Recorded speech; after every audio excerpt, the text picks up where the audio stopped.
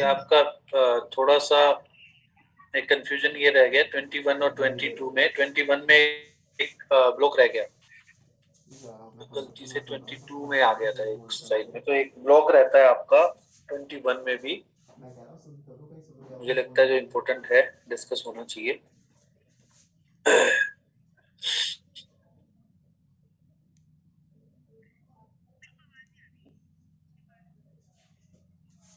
आपके assignment complete हो चुकी हैं काउंसलिंग साइकोलॉजी की?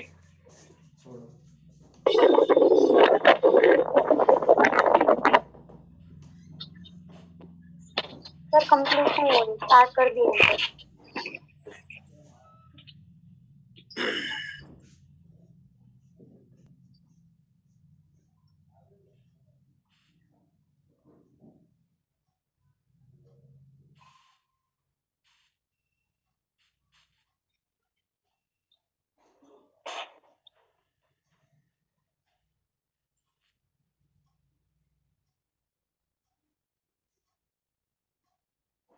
तो एक बहुत ही इम्पोर्टेंट टॉपिक्स हैं जो आपकी काउंसलिंग साइकोलॉजी, जैसे जो स्पेशलाइजेशन है आपका काउंसलिंग साइकोलॉजी, जहाँ ज्यादा काम होना है। वैसे do you know that in your syllabus some disorders, some psychological problem or some other problems are mentioned in your syllabus? पढ़ा है आपने किसी ने?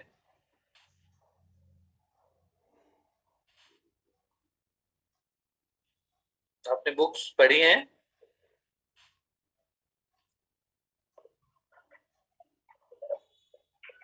Yes sir, there are some disorders in them.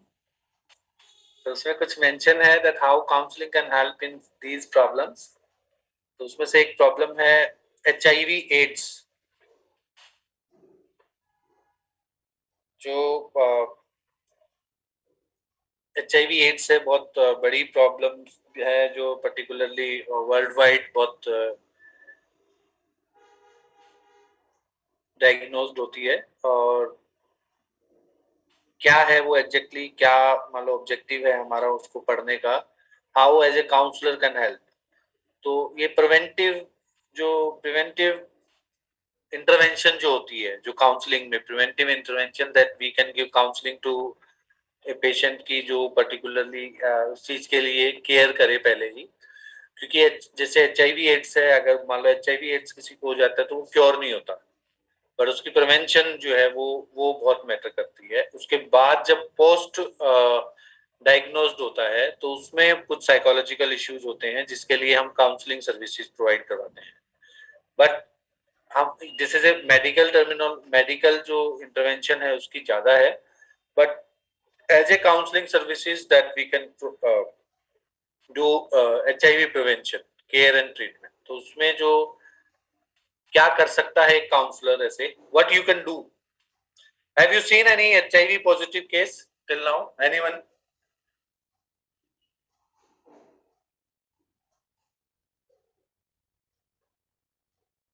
No sir. No sir.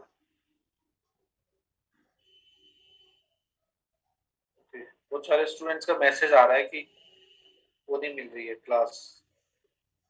क्यों?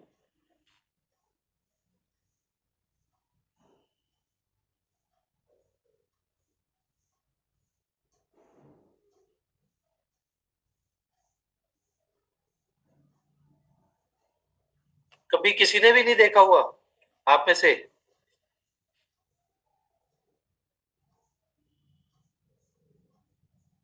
Okay. Cancer patient देखा है आपने? Yes sir. Yes sir. Okay. तो जो पर्टिकुलरली HIV पॉजिटिव है वो उसका कुछ सिम्टम्स दिए हैं, अलग अलग तरह के लेवल होते हैं, उस लेवल के अकॉर्डिंगली उनके जो सिम्टम्स हैं।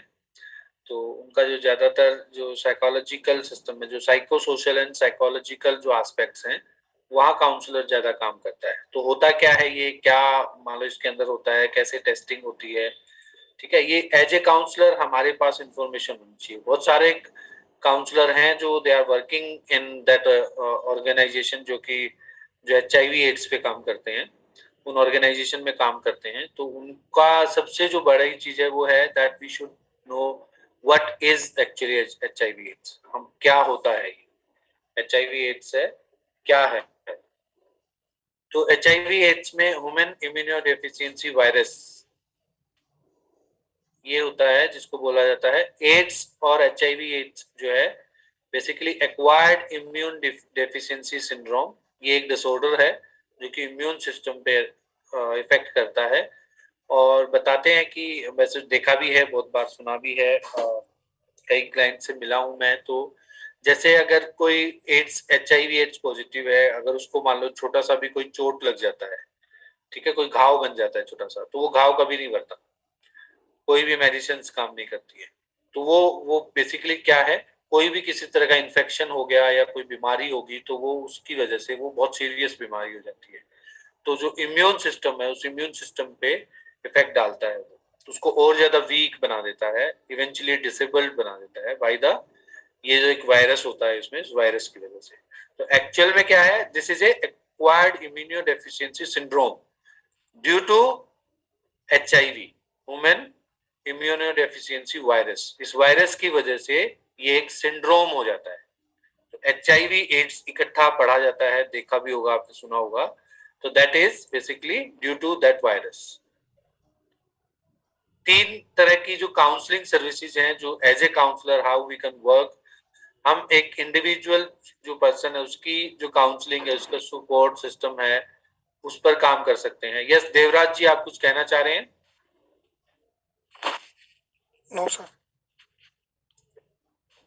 तो एक है कम्युनिटी लेवल पे है, कि कम्युनिटी लेवल पे हम एक अवेयरनेस है, और उसके साथ साथ में जो जैसे ये जो साइकोलॉजिकल जो अडेप्टेशन के जो मॉडल हैं, उसमें डिनायल, स्टिग्मा, डिस्क्रिमिनेशन, रिस्पॉन्सिबिलिटीज, क्या एक सोसाइटी कम्युनिटी को क्या एक्शन लेना चाहिए, किस तरह का मान लो एक सपोर्ट है जो वो इस क्लाइंट को मिलना चाहिए। क्योंकि बहुत नॉर्मली अगर देखा जाए, सपोज हम सब लोग भी हैं, maybe that you can manipulate the answer but I don't know, just I'm asking कि suppose कोई HIV AIDS का अगर कोई क्लाइंट आपके पास है तो आप क्या करेंगे? मतलब आपके लिंक में कोई होता है तो किस टाइप का रिएक्शन होता है? Sir, as people are not aware that this is not a disease which can communicate physically or by touch or by eating together, so they generally make a distance from these peoples. But this is not how AIDS is transmitted, sir. And also HIV positive and being AIDS, these are two different I can say situations. HIV positive means the virus is in your body and it is not active. But if AIDS is there, it means the virus has been activated, and now onward, you have maximum 4 to 5 years of your life. नहीं, ये भी एक myth है, ये भी आगे आएगा कि जो लाइफ सर्वाइविंग है उनका लिमिटेड होता है, ठीक है, depend on the like severity, problem क्या है, कैसे है। और मैंने देखा है, मतलब 20 इयर्स मैंने देखा है, एक HIV पॉजिटिव है, 20 इयर्स तक जिंदा रहा।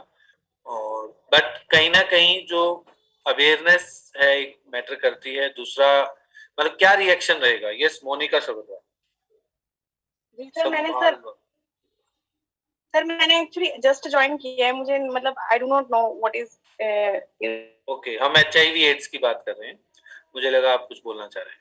तो जो कम्युनिटी लेवल पे है, जैसे अगर हम रूरल और अर्बन एरिया की भी अगर बात करें, तो HIV एड्स जो है अगर हम देखें तो एक स्टिग्मा लगता है। वो स्टिग्मा जो है कहीं ना कहीं रिजेक्शन, जो डिस्क्रिमिनेशन है सोसाइटी में, वो डेवलप करता है, और उसकी वजह से हम उसको आइसोलेटेड कर देते हैं उस इंडिविजुअल को। एक अभी फैमिली था, उस फैमिली में डायग्नोज हुआ, और डायग्नोज हुआ तो जो नेको वाले आए, उन्होंने रेड क्रॉस के साथ में कोई हॉस्पिटल के साथ टाई अप था, तो वो लोगों ने उस फैमिली के सब लोगों को टेस्ट करना चाहा।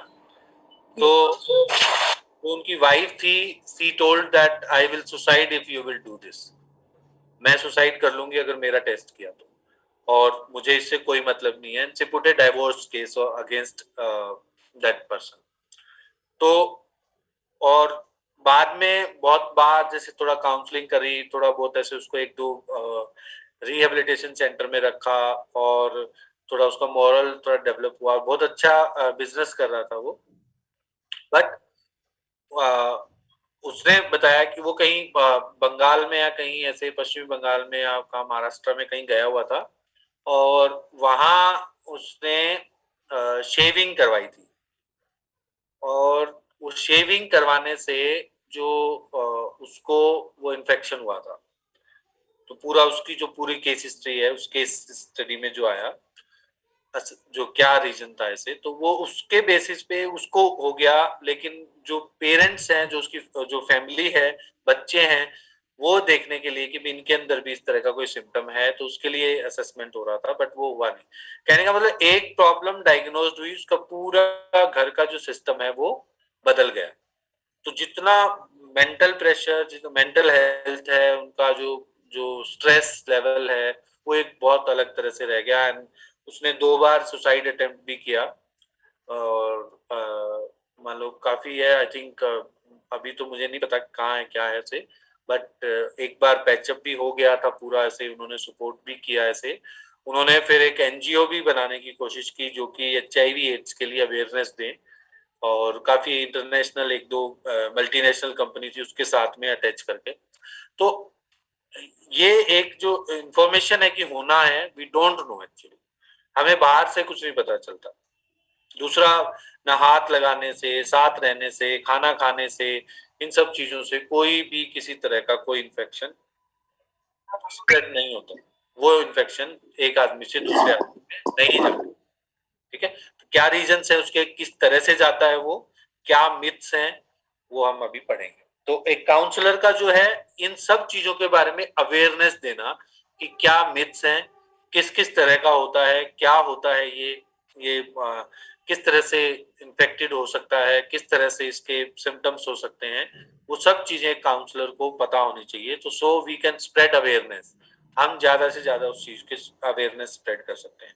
आजकल देखा होगा स्कूल्स में ये प्रोग्राम भी होते हैं, कई कॉलेजेस में प्रोग्राम होते हैं, जो एक प्रिवेंशन वे में, प्रिवेंटिव वे में एक इंफॉर्मेशन दी जाती है कि ये सब चीजें क्या होती हैं। बहुत अच्छी अच्छी वीडियोस भी हैं, अगर यूट्यूब पे आप देखोगे तो बहुत अच्छी अच्छी वीडियोस भी बना के रखी हुई। तो जहां एक इंडिविजुअल रहता है, एक एपिडेमियोलॉजिकल ट्रेंड्स जो है, जो पर्टिकुलर, जो किस तरह से ज्यादातर जो हम रिसर्च के लिए यूज करते हैं पॉपुलेशन लेवल पे, कि जो इसकी इंसिडेंट्स क्या है, इसका प्रेवलेंस क्या है, what are type of like policies क्या है, उसका जो स्टिग्मा और डिस्क्रिमिनेशन है, कंट्री वाइज अलग अलग कंट्रीज में अलग अलग तरह का है। खासकर एशियन कंट्रीज जो हैं, जो एशियन कंट्रीज हैं, वर्ल्ड में सबसे ज्यादा जो एड्स है, HIV एड्स सबसे ज्यादा एशियन कंट्रीज में। तो ज्यादातर बच्चों में पाया जाता है। तो जो बच्चों में पाने का मतलब क्या है कि वो स्प्रेड हुआ है एक जनरेशन से दूसरी जनरेशन में। तो एक काउंसलर का रोल है, just we will give the awareness, की अवेयरनेस जो हमें देनी होती है। तो अनएड्स यूनाइटेड नेशन के एक एजेंसी है, उन्होंने कन्वेंशन भी किया था,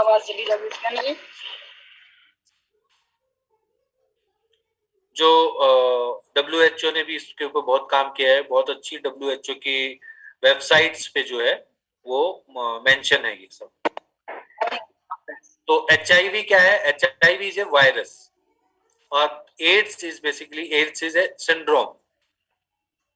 तो जैसे अभी मैडम ने बताया कि अगर एक्वायर्ड इम्यूनोडेफिशिएंसी सिंड्रोम, ये बहुत बार होता है, बहुत बार मान लो दूसरी ऐसी एक दो प्रॉब्लम्स हैं जिसकी वजह से जो इम्यून सिस्टम है वीक होना और ये सब चीजें हैं। बट ये जो HIV वायरस है ये इस पे बहुत ज्यादा इफेक्ट डालता है, और जिसकी वजह से जो है मान लो कोई भी प्रॉब्लम्स होती है वो रेक्टिफाई नहीं होती, वो ठीक नहीं होती है, और उस वायरस जो है उसको एक नेगेटिव इम्पैक्ट डालता है।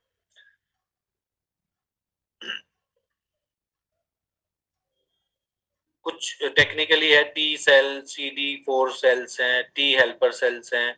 तो उनको इन्फेक्ट करता है ज्यादातर। ये जो सेल्स हैं, इन सेल्स को ज्यादा इफेक्ट करता है जो हमारे इम्यून सिस्टम के लिए इम्पोर्टेंट होते हैं, और वो इम्यून सिस्टम को इफेक्ट करता है। दूसरा, हाउ डज इट ट्रांसमिट, कैसे ये ट्रांसमिट होता है? तो उसके दो मेजर, तीन रीजन है। मेजर रीजन जो है कि अनप्रोटेक्टेड सेक्स।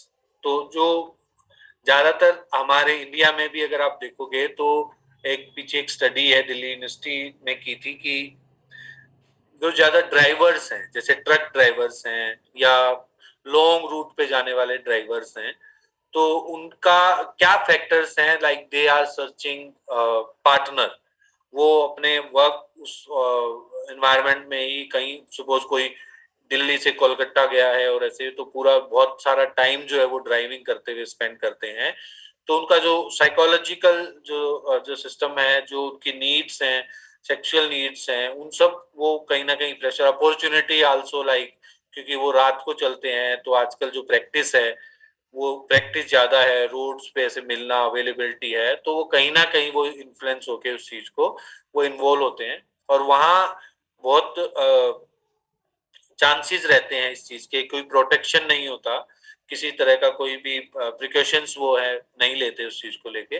तो वो एक रीजन है कि अगर मान लो वहाँ ऐसा कोई पर्सन है जो कि बैरियर जिसको बोलते हैं, जो सॉरी कैरियर, कि कोई ऐसा कैरियर है जो पर्टिकुलरली एड्स ऑलरेडी है उसको, और उसकी वजह से वो मान लो ट्रांसमिट हो जाता है दूसरे उसमें। तो ये एक रीजन है। ब्लड एक्सपोजर है, जैसे मैंने अभी आपको एग्जांपल बताया कि वो जो गए थे वहां उन्होंने शेविंग इस तरह ऐसी जगह कहीं करवाई जिसकी वजह से वहां से उनको हो गया वो। तो यानी वो ब्लड एक्सपोजर जो है कि एक किसी पर्सन का एक ब्लड का कोई पार्ट है वो दूसरे के ब्लड के साथ में मैच करता है, वो मैचिंग होती है या मिलता है, तो वो वायरस जो है, रिस्क जो है वो इन्फेक्शन होने का बढ़ जाता है। ये एक है कि हमारा जो ये HIV है, ये वायरस स्प्रेड नहीं होता, स्वीट, टीयर्स, स्लाइवा, इन चीजों से स्प्रेड नहीं होता है। मदर टू बेबी ट्रांसमिशन, ये जैसे जो ज्यादातर जो चिल्ड्रंस हैं उनका जो रिपोर्ट अभी आप आगे डाटा देखोगे तो उस डाटा में ज्यादातर बच्चों में वो चीज है, तो वो मदर की तरफ से आती है, जो मदर जो है मदर से ट्रांसमिट होती है और वो बच्चों में आती है। यस नीलम मैडम, कुछ कहना चाह रहे हैं आप? यस सर, मैं नॉलेज के लिए थोड़ा मुझे इसके बारे में पता है तो मैं बताना चाहती हूँ कि जो Yes, HIV वायरस जो शेविंग का उस्तरा, जो ये जो नाई लोग जो होते हैं बार्बर्स, ये जो यूज करते हैं, ये वायरस ऐसा है कि उसको अगर आप नॉर्मली वॉश भी कर लोगे तो ये वायरस वहां से रिमूव नहीं होता है। तो इट इज एडवाइजेबल कि कभी भी अगर आप नॉर्मल बार्बर शॉप पे भी करा रहे हैं तो उनका जो ट्रेडिशनल, जो वो जिसको उस्तरा बोलते हैं वो यूज करते हैं, उसको बिल्कुल भी यूज नहीं करना चाहिए। आप रेजर का यूज करें और अपने सामने फ्रेश ब्लेड उसमें यूज करें। इट इज नॉट सो कि उन्होंने वॉश कर दिया तो वो क्लीन हो गया। ये वायरस ऐसा है जो रेगिस्तान में भी अगर 50 इयर्स तक पड़ा हुआ है, तो virus is the border line of living and dead. तो हम उसको ये नहीं कह सकते कि ये मर गया। जैसे ही ये लिविंग के कांटेक्ट में आता है, ये अगेन अपने आप को बढ़ाना शुरू कर देता है और हमारी सेल्स के थ्रू ही ये बढ़ता है। दैट्स व्हाई इसका ट्रीटमेंट भी डिफिकल्ट है, क्योंकि इसका कोई अपना मैकेनिज्म नहीं होता है सर। ये हमारी सेल्स के अंदर जाके और उन्हीं में ग्रो करता है। तो इस वायरस को मारने के लिए हमें अपनी ही सेल्स को किल करना पड़ेगा। That's why it's so dangerous and harmful sir. बिल्कुल बिल्कुल, थैंक यू। तो वैसे अभी जैसे बताया मैडम ने, रूरल एरिया में अभी भी बहुत सारे ऐसे, जैसे मान लो रूरल एरिया में आप जाएंगे जहाँ अवेयरनेस कम है, जहाँ छोटा गांव है और कम पॉपुलेशन है, और वहाँ मान लो इस तरह की फैसिलिटी नहीं है, और ज्यादातर जो जैसे रेजर और ये सब चीजें जो हैं, ये जिलेट, ये वो सब है, इस टाइप की चीजें वहां नहीं है। नॉर्मली क्या है कि वो उस्तरा जो होता है वो ब्लेड एक तरह का, एक लोहे का एक पर्टिकुलर चाकू की तरह होता है और वो यूज होता है। तो मैं अभी एक शादी में गया था, मैंने वहां देखा, तो वो मान लो लाइन में बैठ के 5 6 10 लोग बैठ के और अपने बाल भी जो है और शेविंग जो है वो कर रहे हैं, तो और एक ही उस्तरा यूज हो रहा है। हालांकि अवेयरनेस भी है, सपोज अगर हम देखें तो बहुत सारी अवेयरनेस भी है, ज्यादातर लोगों को बोला जाता है, लोग करते भी हैं, बट एक मेल प्रैक्टिस भी चलती है। सपोज बार्बर्स जो हैं, जो पर्टिकुलर रूरल एरिया में हैं, एजुकेशन नहीं है, तो they are doing this to save money, कि हमें बार बार ब्लेड यूज ना करना हो। वो क्या करते हैं, वो ब्लेड को अपने दोबारा पैक कर लेते हैं और यूज कर लेते हैं। तो ये सबसे एक बड़ा रीजन रहता है इन्फेक्शन का, खासकर जहाँ एजुकेशन कम है, जहाँ अवेयरनेस कम है। और इसके लिए बहुत सारी, वैसे तो इंडिया में भी बहुत काम हुआ है और काफी अवेयरनेस जो है स्प्रेड हुई है इस चीज को लेके, और गांव गांव तक है, काफी एनजीओ जो है वो काम कर रहे हैं इस चीज को लेके। तो ये तीन ऐसे रीजंस हैं जिसमें होता है। साइन एंड सिम्टम्स हैं एचआईवी इन्फेक्शन, जो entity of virus in the body through any route, यानी वो जो वायरस जो है वो अंदर चला जाता है। एक विंडो पीरियड है, few weeks of to few months, जो स्टेजेस है बेसिकली, जो प्रोग्रेशन जो है, प्रोग्रेस जो होता है उसका एचआईवी का। फिर साइलेंस इन्फेक्शन भी है, जो no symptoms seem to 5 to 8 years। बहुत बार ऐसा होता है, जैसे मैं एक बहुत चाइल्डहुड में था तो तब बताते थे, ऐसे बहुत बड़ा एरिया था और उसमें मतलब इंडिकेट किया जाता था कि भी एचआईवी एड्स जब पढ़ा पहली बार ऐसे, तो थोड़ा ढूंढा तो तब बताया कि भी उसको एचआईवी एड्स है। और वो पर्सन बड़ा ही दुबला पतला सा, लोगों से बचता, बहुत ही ओपन था, वो बहुत हार्ड वर्कर था, बहुत अच्छे से इन्वॉल्व रहता था लोगों में, सोसाइटी में। बट जब से डायग्नोसिस हुआ, वो मान लो बहुत ही वीक और आइसोलेटेड, डिप्रेशन और स्ट्रेस जो है वो बढ़ गया। तो इस टाइप के जो वो सिम्टम्स हैं, लेकिन जब तक उसको नहीं पता था, और वो भी जैसे ट्रांसपोर्टेशन का ही काम करते थे, तो एक रैंडम कोई सर्वे हुआ था, उस रैंडम सर्वे में टेस्ट किया था बहुत सारे लोगों का, और तब उनको पता चला था। जो वीकनेस है, वीकनेस आई तो उनको, नॉर्मली जो वीकनेस आती है, तो जो जनरली हम डॉक्टर के पास जाते हैं, तो आज भी ऐसे है, अगर मान लो हम देखें तो ज्यादा जो ट्रेन डॉक्टर नहीं है, तो they will not see, they will not say to us कि भी इस टाइप की भी कोई प्रॉब्लम होती है। अभी भी अभी जैसे कोविड चला है, तो कोविड में भी हम देखते हैं कि भी कोई डायग्नोसिस करवाने से लोग डरते हैं, उनका एक अलग ओपिनियन है कि बीमार हो गए, जैसे भी हो गए, बट वो असेस नहीं करवाते। तो इसी तरह से ये तो बहुत सीरियस इश्यूज है जो उनकी लाइफ को चेंज कर देता है, ये वाला वायरस। तो कुछ मेजर सिम्टम्स हैं, कुछ माइनर माइनर सिम्टम्स हैं। क्रॉनिक और recurring diarrhoea, unexplained low grade fever more than a month duration, dry cough, fatigue, progressive dementia, progressive involuntary weight loss of 10% of the non body weight. तो ये बहुत दिखता है ये इस तरह से। और recurrent respiratory infection with poor response to microbial है, जो पर्टिकुलरली जो रेस्पिरेशन सिस्टम है उस पर भी इफेक्ट डालता है। कुछ माइनर सिम्टम्स हैं, ओरल थ्रश, रिकरेंट और multi dermatomal, herpes zoster, recurrent skin infection. ये मेडिकल टर्म्स हैं, इनको आप अपने आप पढ़ना। I am also not aware much about these terms.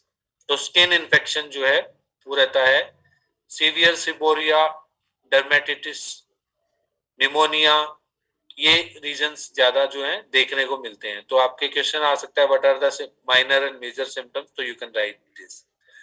नेको जो है national AIDS control organisation, India में भी काम करती है, काफी ऑर्गेनाइजेशन है, और जितने भी बड़े बड़े हॉस्पिटल्स हैं दिल्ली में, गवर्नमेंट हॉस्पिटल्स हैं, सब में एक एक यूनिट भी है इसकी अलग से।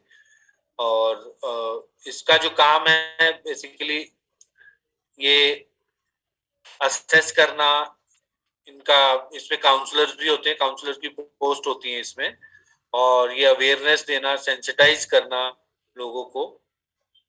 तो case definition of AIDS in children up to 12 year of age, तो positive test of HIV infection by ERS. ERS एक तरह का टेस्ट है, अभी आगे आएगा, इलिसा जिसको भी बोला जाता है।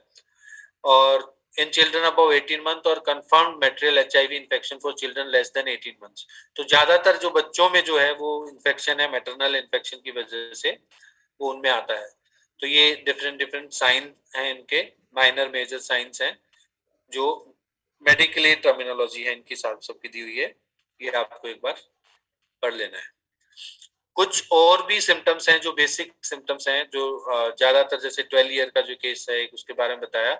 2 positive test of HIV infection by ERS test, और या फिर कोई significant weight loss, chronic diarrhoea, tuberculosis, neurological impairment and diagnosable oral candidiasis with odynophagia, clinical diagnosis life threatening or recurrent episode of pneumonia, heavy pneumonia है, Kaposi's chroma, ये मतलब इस तरह के सिम्टम्स हैं। बेसिकली जब भी कोई इन्फेक्शन जो होता है जो हमारे इम्यून सिस्टम को इफेक्ट करता है तो बहुत सारे जो सेल्स हैं वो इफेक्ट होते हैं, उन सेल से जो प्रॉब्लम्स होती हैं उनके बारे में ये लिखा हुआ है।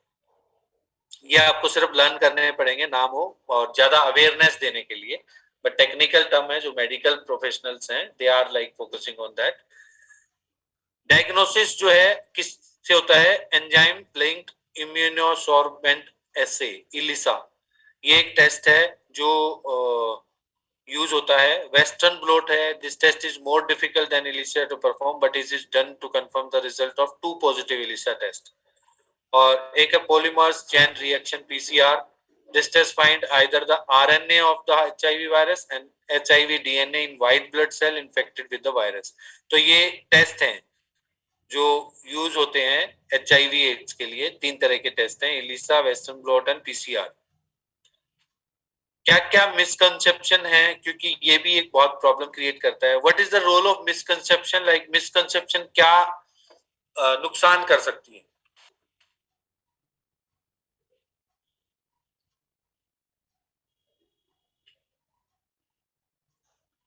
किसी भी एक पर्टिकुलर साइकोलॉजिकल प्रॉब्लम है या कुछ कोई भी प्रॉब्लम है तो उसमें इन जो मिसकंसेप्शन है उसका क्या साइड इफेक्ट है?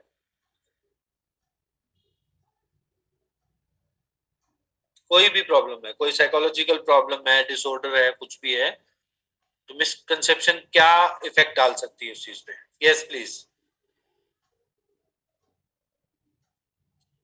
This can cause patient depression. Okay,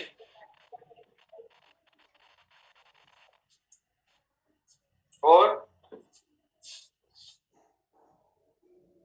तो ट्रीटमेंट में प्रॉब्लम हो सकती है, बैरियर्स आ सकते हैं ट्रीटमेंट में। तो मिसकंसेप्शन बिल्कुल, एक तो जो ट्रीटमेंट है, एक इंडिविजुअल अगर मान लो एक्सेप्ट नहीं करता किसी सिचुएशन को, वो भी एक प्रॉब्लम हो सकती है due to some like lack of awareness. But अगर लोगों को, अगर हम कम्युनिटी की बात करें तो कम्युनिटी में जो मिसपरसेप्शन है उसके बारे में जो मिथ्स हैं वो कहीं ना कहीं उसको डिस्क्रिमिनेट करते हैं, कहीं ना कहीं जो है मान लो उसका जो इमोशनल सिस्टम है, सोशल सिस्टम है, उसको इफेक्ट करते हैं। तो जितना भी जो सपोर्ट है, जो बेसिकली उस मिसकंसेप्शन को दूर करना बहुत जरूरी है। This is a problem, exactly we are aware that this is a problem जो जिसको होती है। अगर मान लो सपोज हम बात करते हैं कैंसर पेशेंट की, या बहुत सारी ऐसी केस स्टडीज हैं जो काफी ऐसे, अगर वर्ल्ड वाइड आप देखोगे तो HIV एड्स के भी लोग हैं, दे स्टार्टेड NGO। कुछ मिसलीड भी है कि भी अगर मुझे हुआ है तो मैं दूसरों को भी करूंगा, तो वो इन्फेक्टेड करते हैं लोगों को। एक जिस तरह का ऑर्गेनाइजेशन पीछे बहुत पहले कई सालों पहले ऐसा कुछ सुनने को मिला था कि कोई ऐसे ग्रुप है जो लोगों को इन्फेक्टेड कर रहा है। तो ये जो ये प्रॉब्लम्स जो हैं, ये सारी की सारी जो हैं, जिस तरह की अवेयरनेस नहीं होती है लोगों में, तो उसकी वजह से होता है। Having HIV means you have AIDS. तो जैसे अभी बताया भी था मैडम ने कि जरूरी नहीं है, बट जो ज्यादातर इफेक्ट जो है HIV का, आप बताइए मैडम इसके बारे में, नीलम जी। हाँ जी sir. Sir, having HIV means आपकी बॉडी में HIV वायरस आ चुका है but it is not active still. अगर आप डॉक्टर के कांटेक्ट में रहते हैं, एक हेल्दी लाइफस्टाइल और उसके लिए कुछ मेडिसिन्स भी होते हैं, एक्सरसाइजेस भी होते हैं, आप उनको प्रॉपर फॉलो करते हैं तो आप 20, 30 जितना आप उसको अच्छे से फॉलो करेंगे, आप एक हेल्दी लाइफ जी सकते हैं। लेकिन जैसे ही एड्स हो जाता है, एड्स होने का मतलब एचआईवी वायरस आपका एक्टिव हो गया, उसके बाद फिर आपकी लाइफ मैक्सिमम 4 to 5 years ही रह सकती है, क्योंकि उसमें डेथ भी कैसे होता है सर, कि ये जो एचआईवी वायरस है, ये कहीं अपने आप कहीं मैनिफेस्ट होके आपको कुछ नहीं करता, ये सिर्फ हमारे इम्यून सिस्टम को खत्म कर देता है। तो हमें अगर नॉर्मल कोई कट लगा है, तो हमारी बॉडी उसको हील ही नहीं कर पाएगी, वो एक बहुत बड़ा वॉन्ड बन जाएगा। हमें नॉर्मल कोल्ड हो गया तो हमें निमोनिया हो जाएगा। तो दिस इज हाउ कि पर्सन जो है उसका एंड स्टेज इस तरह से आता है। तो एक तो चीज है, ये है जो एक बार अगर कोई इन्फेक्टेड हो जाता है तो डेफिनेटली है उसको फ्यूचर जो है, उसके फ्यूचर में उस तरह की प्रॉब्लम आ सकती है, रिस्क जो है वो बहुत ज्यादा है। और जितना डिले जो है वो इन्फेक्शन जो है वो स्प्रेड होता है, और मान लो जब दोनों एचआईवी एंड एड्स दोनों मिलकर होते हैं तो मान लो वो ज्यादा प्रॉब्लम करता है। इट डिपेंड, जो जो लाइफ है, जो मान लो ईयर्स में जो है, जब भी डायग्नोज होता है या जो भी मान लो प्रॉब्लम होती है, तो वो लॉन्ग टर्म कितनी चलेगी, डिपेंड कि वो वायरस किस तरह से इफेक्ट कर रहा है, वो वायरस किस तरह से हमारे इम्यून सिस्टम को इफेक्ट कर रहा है। जितना जल्दी करेगा उतना जल्दी लाइफ जो है वो शॉर्ट है। बट ये एक बहुत इंपॉर्टेंट पॉइंट है, स्टार्टिंग में भी बोला था कि कोई भी अगर मान लो कोई घाव है, कोई इस तरह की कोई प्रॉब्लम होती है, जो इम्यून सिस्टम हमारा जो काम करना बंद कर देता है, इम्यून सिस्टम जो है वो सपोर्ट नहीं करता, तब ज्यादा प्रॉब्लम है। इसमें एक दो स्टडी भी है कि एचआईवी एड्स हैं ज्यादातर, जैसे वो कैंसर हो जाता है उनको बाद में, वो इसी वजह से है क्योंकि वो हील नहीं होती तो वो मान लो कैंसर बन जाता है। तो बहुत सारे ऐसे केसेस हैं। एक मान लो जो उसमें दे रखा है, क्या बोलते हैं, एपीए का जो है DSM-5 आप पढ़ेंगे तो उसमें बहुत सारी केस स्टडीज दे रखी होती हैं, उनमें दिया होता है बहुत सीरियस केसेस होते हैं जिसमें कि एचआईवी एड्स है, साथ में प्लस में कैंसर है। ठीक है, तो उनका जो साइकोलॉजिकल सिस्टम है उसकी बात नहीं है, मेडिकली भी अगर हम देखें तो उसका कोई क्योर नहीं है, उसका कोई ट्रीटमेंट नहीं होता। HIV AIDS can be acquired through casual contact, तो ये भी एक मिथ है, जो मिसकंसेप्शन है कि ये कांटेक्ट से नहीं होता। Can not be acquired through hugging, using the same towel और शेयरिंग द सेम ग्लास और यूटेंसिल्स, तो उससे ये नहीं होता है। HIV infected person has just a few years of life, depend on the like severity की, क्या किस तरह की प्रॉब्लम है, किस तरह से वो वीक करता है इम्यून सिस्टम को, कितना फास्ट, इस पर डिपेंड होता है। Everyone with HIV experience is differently. Some people may develop AIDS within a few months as the virus quickly weakens their immune system. Many other can live for decades with HIV and have a normal life expectancy. You can help prevent HIV from progressing to AIDS by seeing your doctor regularly. And बहुत सारे हैं ऐसे cases भी हैं जो मैं बता रहा हूँ कि जैसे एनजीओ बना रखा है और ये सब है, तो वो उनका जो हम बोलते हैं ना विल पावर, जो सेल्फ कंट्रोल है, और वो बहुत सारी ऐसे साइकोलॉजिकल फैक्टर्स भी इन्फ्लुएंस करते हैं जो उसको सरवाइव करने में हेल्प करते हैं। HIV always shows off through its symptoms. Some people don't have any sign of HIV.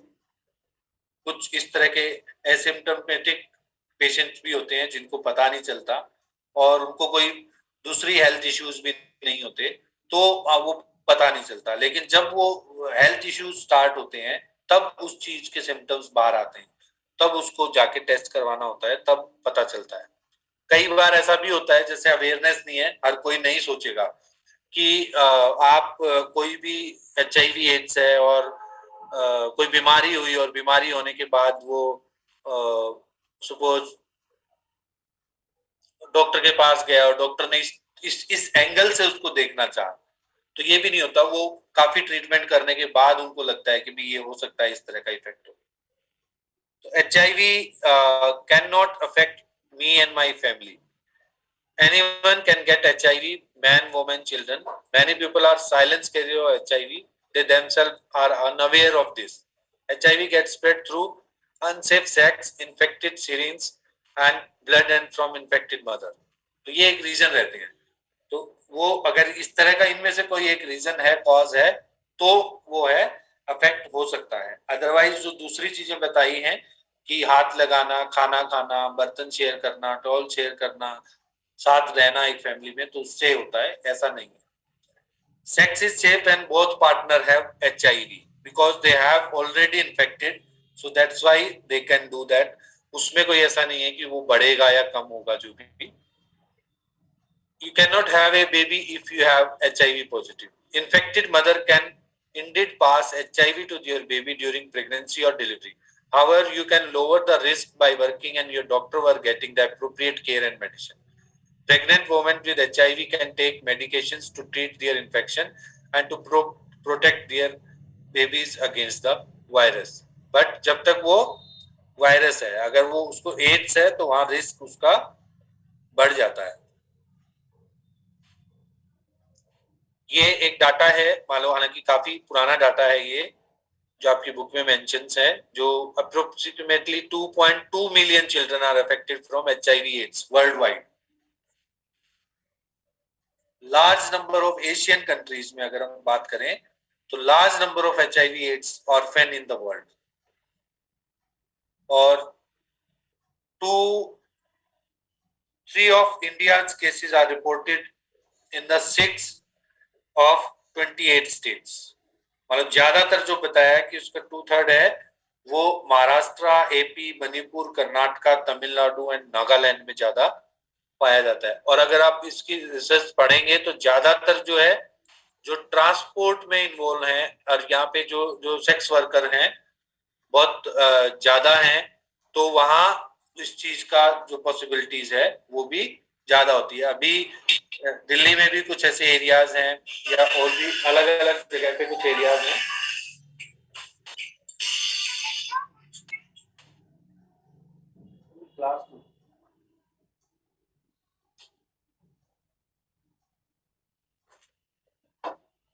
तो वहां है रैंडमली जो है एड्स कंट्रोल जो है नेको है, उसकी टीम जाती है, वो असेसमेंट टेस्टिंग वो करती रहती है।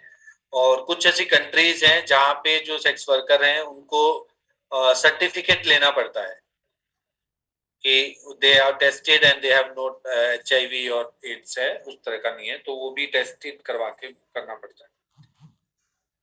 हम एज ए काउंसलर लाइक क्या काम कर सकते हैं?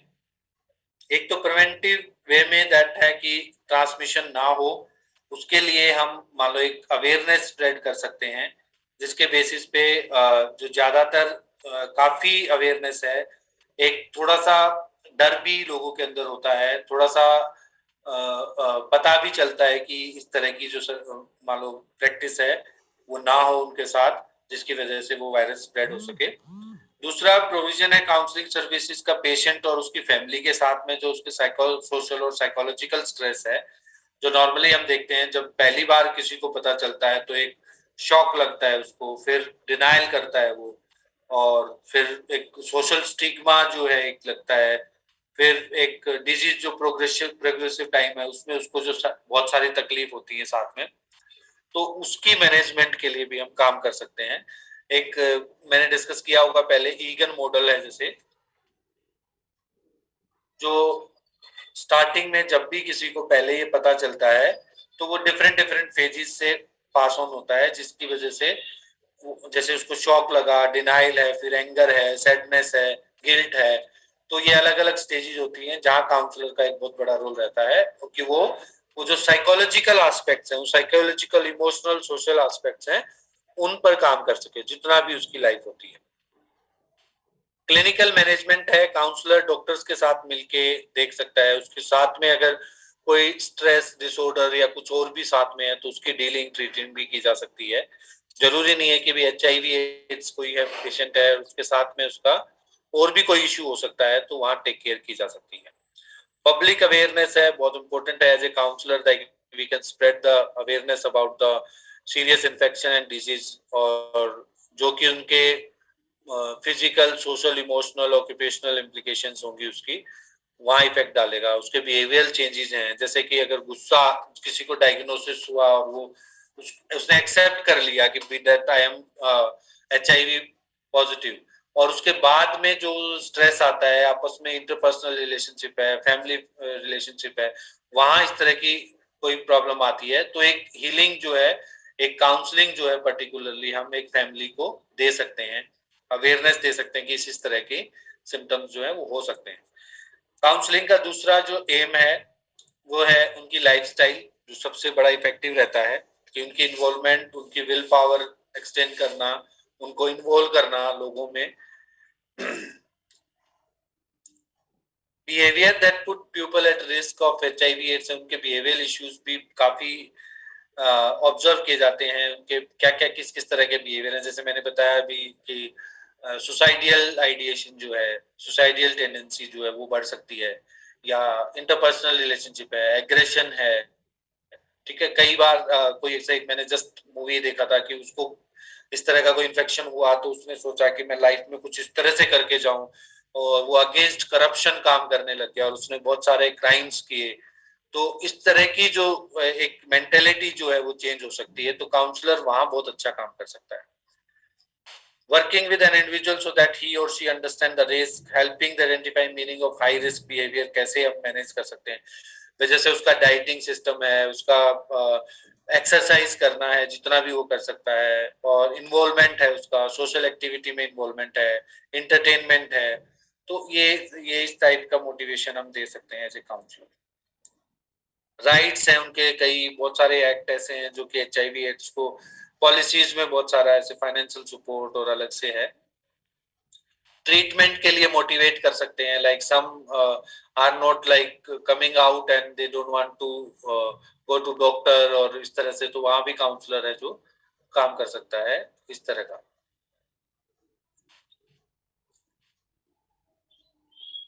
ज्यादातर जो प्री टेस्ट डिस्कशन चेकलिस्ट है, जो एक काउंसलर जो है क्या काम कर सकते हैं पोस्ट टेस्ट और प्री टेस्ट में क्या कर सकता है, तो वो जो बिहेवियर्स हैं, नॉर्मली जो अवेयरनेस जो होती है, अवेयरनेस प्रोग्राम जो होते हैं, जितने भी अवेयरनेस प्रोग्राम होते हैं, तो वो उनका ऑब्जेक्टिव भी यही रहता है कि एक अंडरस्टैंडिंग देना HIV के बारे में, उनके बिहेवियर्स को बताना, किस तरह से सेफ सेक्स रिस्क रिडक्शन है, और इंजेक्टेड ड्रग्स हैं, सिरिंज यूज ऑफ सिरिंज है, तो ये सारी चीजें जो है वो एक गाइड करते हैं। पोस्ट टेस्ट जो है, ये जो स्टेज दे रखी है, effective management require allow time for the shock of the news sink in, there may be period of emotional ventilation including over distress। तो जो जितनी स्टेजेस आती हैं, मान लो शॉक लगता है, शॉक के बाद डिनाइल, एंगर, सैडनेस, ठीक है, जो अडेप्टेशन तक जो है, जो उसको लगे कि भिगो के मुझे मरना है, but how I can do better my life, जितना भी मेरे पास टाइम है, how I can do better, तो उस चीजों पे ज्यादा फोकस किया जाता है। जो उसकी कॉपिंग स्किल्स हैं उनको एनहांस किया जाता है, उनके डिसीजन मेकिंग को एनहांस किया जाता है, प्रॉब्लम सॉल्विंग स्किल्स है उनको बढ़ाया जाता है, कॉपिंग स्ट्रेटजी जो है डेवलप की जाती है उसमें, रिलैक्सेशन टेक्निक है, अल्टरनेटिव थेरेपी है, फैमिली नेटवर्क है, सोशल इंटरेक्शन है, तो ये सारी की सारी चीजें उसको हेल्प करती है। और this is main a lot for that person. जब हम देखते हैं, अभी आप कोविड की सिचुएशन थी और काफी लोग हैं जो अकेले रहे, लोगों से मिल नहीं पाए, जो सोच के देखो, जो लोग अकेला रहता होगा, हार्डली, अगर कोविड सिचुएशन है और लॉकडाउन है, फुल्ली लॉकडाउन है, और वो इंडिविजुअल जो एक घर में अकेला है, तो सोच के देखो कि उसका जो इमोशनल स्टेट है, सोशल जो उसका लिंक है, एक साइकोलॉजिकल लिंक है, वो किस तरह से इफेक्ट होगा। तो ये इसी तरह से जो डिस्क्रिमिनेशन होता है, उस डिस्क्रिमिनेशन के बाद में किस तरह से एक इम्पैक्ट डालता है, ये चीज बताई है इसमें, जो काउंसलिंग हेल्प कर सकती है। ये स्टेजेस हैं काउंसलिंग की। शॉक है पहले, सबसे पहले जो है, जो जब डायग्नोसिस होता है, तो लॉस ऑफ होप एकदम ऐसे लगता है। ये एक काउंसलिंग की डिफरेंट स्टेजेस हैं, और बहुत सारी प्रॉब्लम्स है, साइकोलॉजिकल इश्यूज होते हैं, तो उसमें होता ही है। अभी जैसे कोविड भी हुआ, तो कोविड में किसी को पता चला कि भी आई एम पॉजिटिव, तो वो एकदम शॉक लगा, वो नहीं नहीं मुझे नहीं हुआ, मैं कहीं गया ही नहीं, मुझे कैसे हो सकता है, ये सब चीजें हैं, ये डिनायल फेज स्टार्ट होता है। फिर फियर एंड एंजाइटी होती है, जो सोशल रिजेक्शन है, सेक्सुअल रिजेक्शन है, इन्फेक्टेड अदर्स है, तो ये दूसरे पार्टनर का क्या रिएक्शन है, फैमिली मेंबर्स का क्या रिएक्शन है, तो एंजाइटी एक इस तरह से क्रिएट होती है उन चीजों को सोच के। डिप्रेशन जो है ये भी एक स्टेज आती है जब क्रॉनिक प्रॉब्लम होती है, तो वो एक स्टेज पे भी आता है जो कि उसको बहुत ज्यादा हार्मफुल करता है, और कहीं ना कहीं जो उसका बिहेवियर है वो एक डिफरेंट मोड में आता है। और उसके रीजंस जो है यही है, डिस्क्रिमिनेशन करना, रिजेक्शन करना और ये सब चीजें। एंगर और फ्रस्ट्रेशन है, ये भी स्टार्ट होती है इसी स्टेज में, जिसमें कि एक पर्टिकुलर स्टेज में तो काउंसलर क्या करता है, इन स्टेजेस को देखता है कि जो जैसे डिप्रेशन इज बेसिकली जो सैडनेस, जो प्रॉब्लम, जो सैडनेस स्टेज होती है जिसमें कि वो सोचता रहता है, क्रिटिसाइज करता रहता है, और गिल्ट गिल्ट जो है वो बढ़ती है उसमें, ठीक है।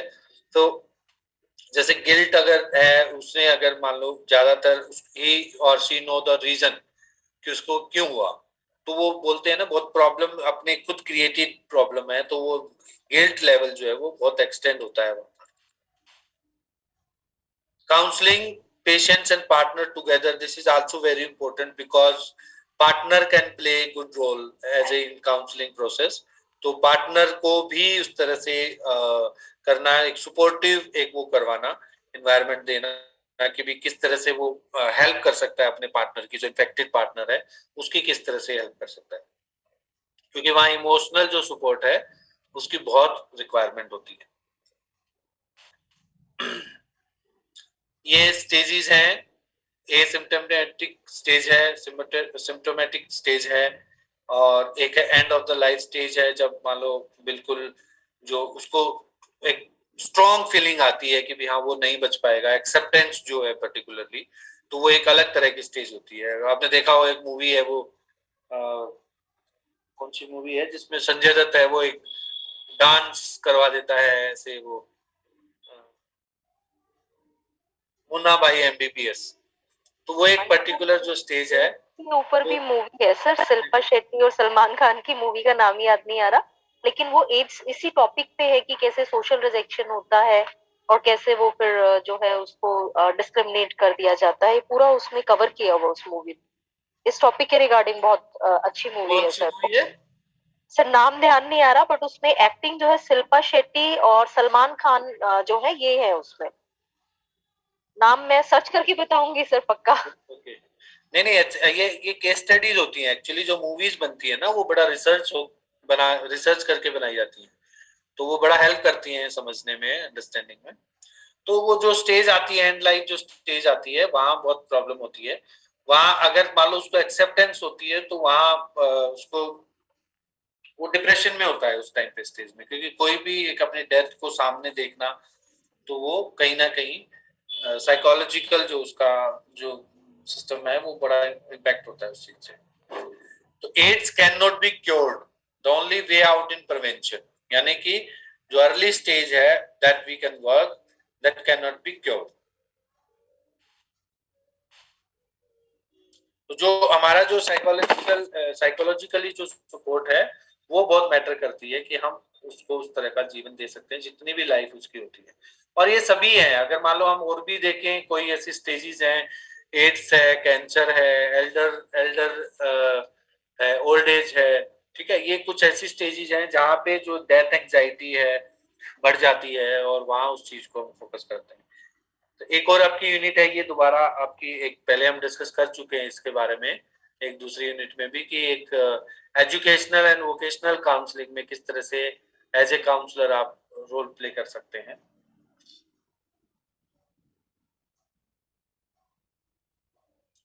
तो what is difference between educational and vocational counselling according to you?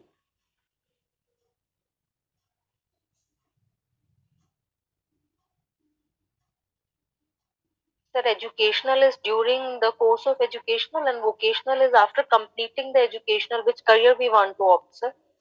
Am I right? जहां हम कैरियर की बात करते हैं, जहां हम ऑक्यूपेशन की बात करते हैं, during that it will work. तो जो एज ए स्कूल काउंसलर है, that this is very important that we will assess the ability, interest, talent, personality, aptitude, और वहाँ ये सारी चीजें काम आती हैं। वोकेशनल में भी that we are finding out, like we are supporting. Suppose अभी एक वोकेशनल का एक प्लान चल रहा है, तो उसमें काफी पेरेंट्स इन्वॉल्व हुए, कि बच्चा जो है सपोज इंटेलेक्चुअल डिसेबिलिटी है, और वो इंटेलेक्चुअल डिसेबिलिटी है और उसको वोकेशनल ट्रेनिंग की रिक्वायरमेंट है, वोकेशनल ट्रेनिंग मिला, बट पेरेंट हैविंग जो सोशियो इकोनॉमिक स्टेटस है पेरेंट्स का वो हाई है, ठीक है, फैमिली जो है फाइनेंशियली साउंड है, तो they will not agree with that कि इसको मान लो कि भी एक इस तरह की जॉब करे, ये रिसेप्शनिस्ट का काम करे, या ये एक फाइल का काम करे, या एक असिस्टेंट का काम करे, तो वो एक इस तरह का प्रॉब्लम रहता है। तो कहीं ना कहीं बहुत सारे ऐसे फैक्टर्स हैं जो कि किसी एक पर्टिकुलर ऑक्यूपेशन पे, जिसमें सैलरी है, उसकी रेपुटेशन है, उसकी वर्कलोड है, बहुत सारी चीजें मैटर करती हैं। तो वोकेशनल काउंसलिंग जो होती है, तो दैट वी आर फाइंडिंग। तो व्हाट यू विल डू, जैसे अभी एक जो है पेरेंट्स है, का जो बच्चा है वो इंटेलेक्चुअली जो है माइल्ड इंटेलेक्चुअल डिसेबिलिटी है, और father and mother is in ministry, अच्छी बहुत बड़ी पोस्ट पे हैं, एक दोनों अलग अलग मिनिस्ट्री में हैं, एक ही लड़का है उनके पास, और उसको थोड़ा सा लो विजन भी है। तो उसके लिए as a counsellor, as a vocational counsellor, what you will suggest?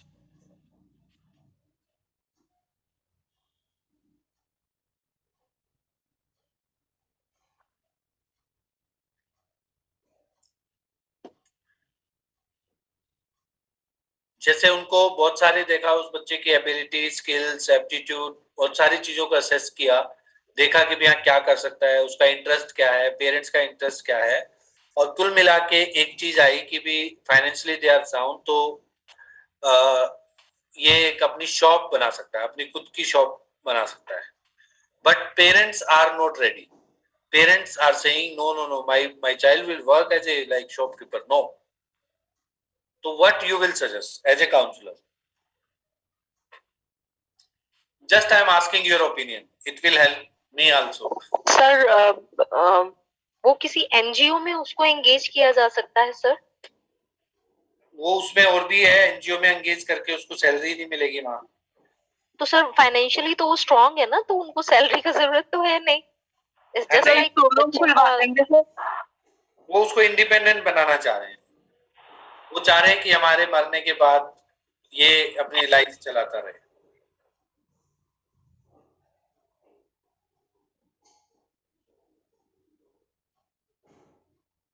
आप एज ए काउंसलर, आप अगर आपके सामने अगर ये केस आए तो क्या करेंगे आप?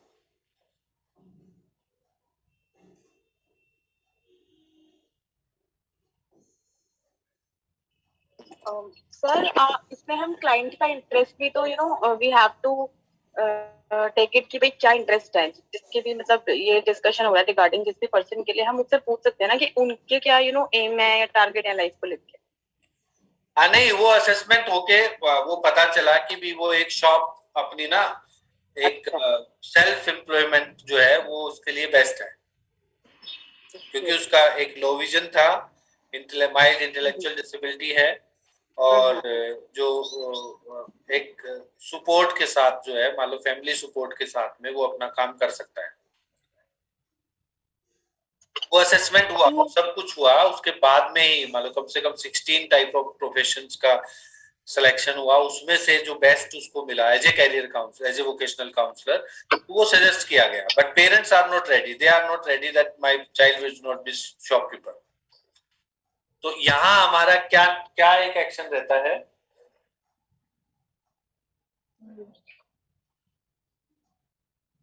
सर उसके पेरेंट्स की काउंसलिंग कर सकते हैं कि हम उसको क्लाइंट को ये समझाएं कि उनके जो पेरेंट्स के एक्सपेक्टेशन है वो क्या है, और पेरेंट्स को भी समझाएं कि एक म्यूचुअल कुछ होता है ना, एक डिस्कशन ये बनता है वहां पर शायद कि एटलीस्ट पहले आप एक लाइक रिजॉल्व करना कुछ कि कहाँ पे कुछ फिर मिड पॉइंट आता है, फिर आप उस पर डिस्कस कर सकते हैं। I think Monica, you can ask to me that suppose I am parent and you can ask to me that I will give response कि उन्होंने किस तरह के responses दिए।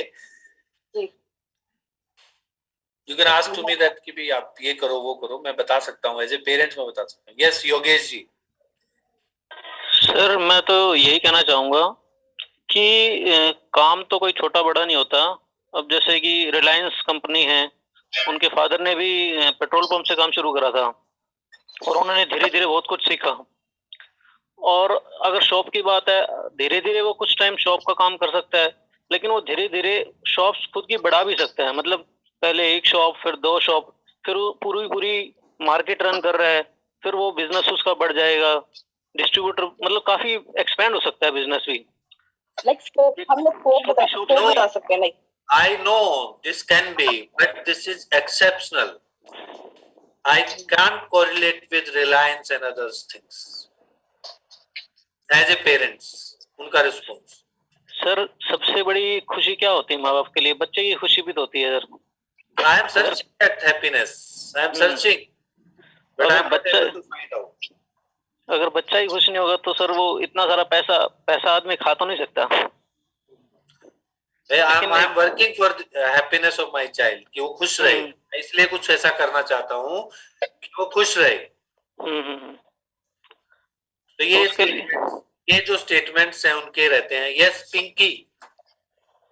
सर उसके पेरेंट्स फाइनेंशियली स्ट्रांग है, तो हम ऐसा कर सकते हैं कि एक शॉप खोल के दे सकते हैं और एक reliable person as a assistant उसके में रख सकते हैं। ऐसा हो सकता है सर। पिंकी का रिस्पॉन्स बाद में करूंगा मैं। और anybody want to give any suggestion? Yes hello, इसमें हम थोड़ा टाइम दे सकते हैं, फॉर एग्जांपल 3 मंथ्स, कि उसमें वो क्या कर सकता है, उसकी कैपेबिलिटीज उसके पेरेंट्स को शायद समझ आ जाए। सर मैं आपको बता दूं जो पिंकी जी ने बोला है, जो लास्ट सॉल्यूशन जो निकला, तो यहाँ मैटर क्या होता है दैट एक तो सोशल सिक्योरिटी है, इसकी जो लाइफ है उसमें वो किस तरह से सिक्योरिटी होगी, किस तरह से वो आगे की जो लाइफ है, suppose if we will think about 5 year 10 years, तो वहां क्या उसको सिक्योरिटी मिलेगी। तो जो सॉल्यूशन हुआ कि जो बिजनेस है या जो भी चीजें हैं डेवलप करना है, तो उसमें they can take a support of, जैसे हमने उनसे एक चेकलिस्ट फिल करवाई जिसमें उन्होंने 4 लोगों का नाम मेंशन किया। जैसे हमने पूछा कि भी आपके जो सबसे ट्रस्टवर्दी पर्सन कौन है, तो उन्होंने बहुत सारे लोगों का नाम दिया। अब इनमें से अनएम्प्लॉयमेंट कौन है या इनके बच्चे अनएम्प्लॉयमेंट हो जिनकी आप हेल्प करना चाहें, लिव दैट कि आपके बच्चे को एक बार भूल जाओ, आप सिर्फ ये बताओ कि ऐसे आपकी फैमिली रिलेशन फ्रेंड्स में कोई ऐसा जिसको आप सपोर्ट करना चाहेंगे। तो उसमें उन्होंने 4 लोगों का नाम दिया। तो दे आर फ्रॉम बिहार। तो उन 4 लोगों में से जस्ट हमने पहले एक पर्सन को बुलाया कि ठीक है आप बुलाइए उसको। तो बोला नहीं मैं I don't want to do this है, जस्ट हमने की, क्योंकि कई बार क्या होता है एक्शन जो है वो हेल्प करता है, हम बातें करते हैं वो हेल्प नहीं करता। तो वो आया, उसके आने के बाद हमने एक मीटिंग की, मीटिंग करने के बाद हमने डिसाइड किया कि भी आप क्या एक प्रोफेशन शुरू कर सकते हैं। तो उन्होंने जैसे ऐसे ही अपना एक बहुत अच्छा एक गैलरी, गिफ्ट गैलरी, साथ में कंप्यूटर्स और इस तरह से ना एक शॉप ऐसे बनाया, और जो कि बहुत बढ़िया अच्छे लेवल पे। तो अब उस बच्चे को जस्ट कि भी आपका इंटरेस्ट है कि नहीं है, फिर वो एक पूरी प्लान बना के पेरेंट्स को दी कि just do for 1 year because you are here right now.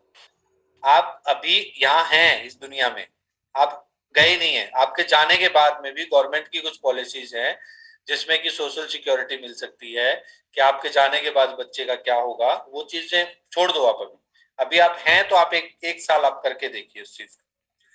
तो अभी जस्ट पीछे लॉकडाउन खुला था तो दे स्टार्टेड, और वो बच्चा डेली सुबह जाता है आता है, क्योंकि उसकी वहीं इन सर्विस ट्रेनिंग भी चल रही है। एक एजुकेटर जो है, स्पेशल एजुकेटर है, एक वोकेशनल ट्रेनर है, उसको हफ्ते में 3-3 दिन है वहीं रह के उसको सिखाने की कोशिश करते हैं, और वो धीरे धीरे काफी चीजें सीख रहा है।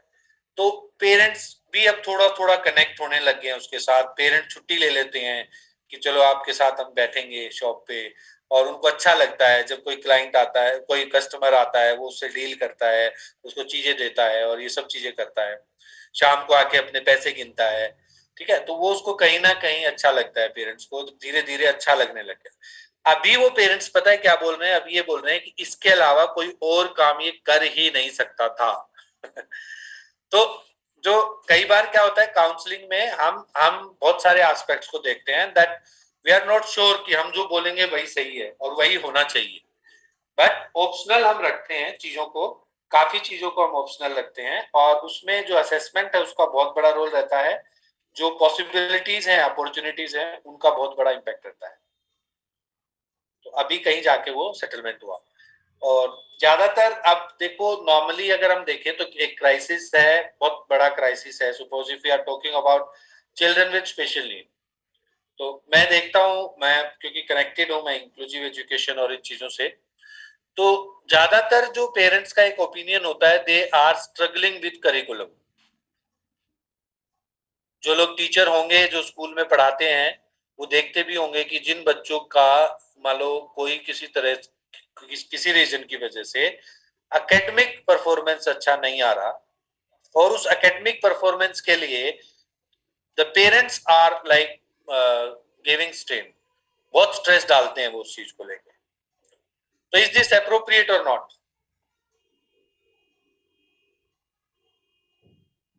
Yes, sir. Very appropriate. मान लो वो जो स्ट्रेस डालते हैं दैट इज वेरी अप्रोप्रिएट। नहीं सर, आई एम सेइंग कि ये बात सही है कि वो स्ट्रेस डालते हैं, दिस इज अप्रोप्रिएट कि ये सच्चाई है, पेरेंट्स बहुत स्ट्रेस डालते हैं, पर वो स्ट्रेस डालना ये किसी भी तरह से सही नहीं है सर। तो बेसिक क्या है, जो एक्सेप्टेंस है, नहीं डालो स्ट्रेस है भी, एकेडमिक पार्ट को भी रखो, बट पता है क्योंकि जितना भी ज्यादा, जैसे अगर हम डिसेबिलिटी सिस्टम को अगर देखें, जैसे स्कूल में आजकल इंक्लूसिव एजुकेशन और ये सब चीजें चल रही हैं, बच्चे स्कूल में आ रहे हैं, पहले नहीं आते थे, अब आने लगे तो एक्सपेक्टेशन भी बढ़ती है, पेरेंट्स की एक्सपेक्टेशन बढ़ती है, और लगता है कि भी हाँ वो कुछ एकेडमिकली कुछ करेगा, एंड दिस इज आल्सो उसका राइट भी है बच्चे का कि वो स्कूल में जाए, पढ़े, सीखे। बट एक चीज जो लिमिटेशन है, मैं अभी बहुत सारे पेरेंट्स को मैं जानता हूं, समझता हूं कि they are not working on pre vocational skills, जबकि एक बच्चा जो है, suppose if we are talking about intellectual disability, तो अगर हम किसी को वोकेशनल स्किल सिखाते हैं, प्री वोकेशनल स्किल सिखाते हैं, it will take much time, दूसरे बच्चों के अलावा वो ज्यादा टाइम लेता है, लेकिन हम अभी से उसको प्री वोकेशनल स्किल्स में नहीं डालते। और जो पेरेंट कर भी रहे हैं, कुछ पेरेंट्स कर भी रहे हैं, but they are not aware like which type of pre vocational skills is required. अगर आज से ही मान लो एक बच्चा कोई 10 साल का है, और 10 साल का बच्चा है, पता है हमें कि भी इंटेलेक्चुअल डिसेबिलिटी है, पता है कि माइल्ड ऑटिज्म है, पता है कि भी वो बच्चा विजुअली इम्पेयरमेंट है या ब्लाइंड है, ऐसे, तो उसको भाई जैसे ब्लाइंड की अगर हम बात करें तो they can study, they can go high, but उसके साथ साथ में कुछ इस तरह की प्री वोकेशनल स्किल्स हैं, वो बच्चों को देनी चाहिए। तो काउंसलर का काम क्या है, वोकेशनल काउंसलर का, that we will find out, we will assess like which type of skills is required for future, की बेसिक स्किल्स जो है, कौन कौन सी बेसिक स्किल्स हो सकती हैं जो हर प्रोफेशन में काम आएंगी।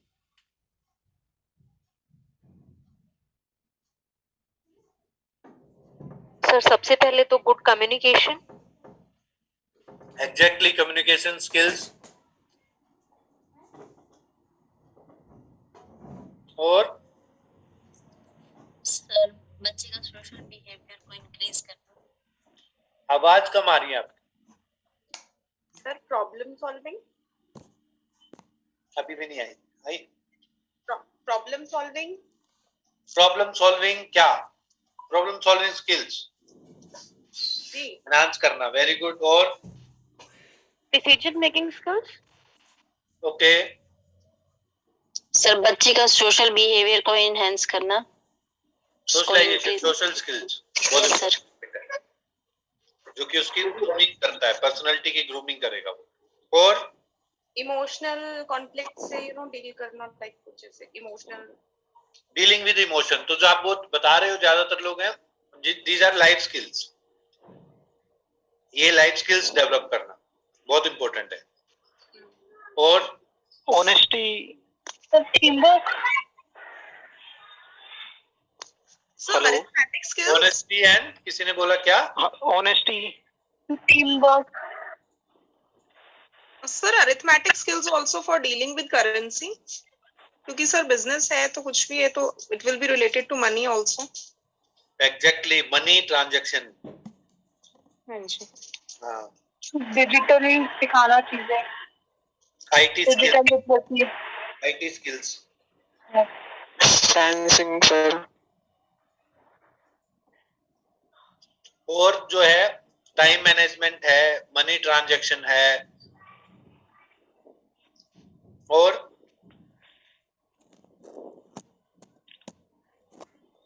Functional literacy. okay, what is the good technique to teach these skills?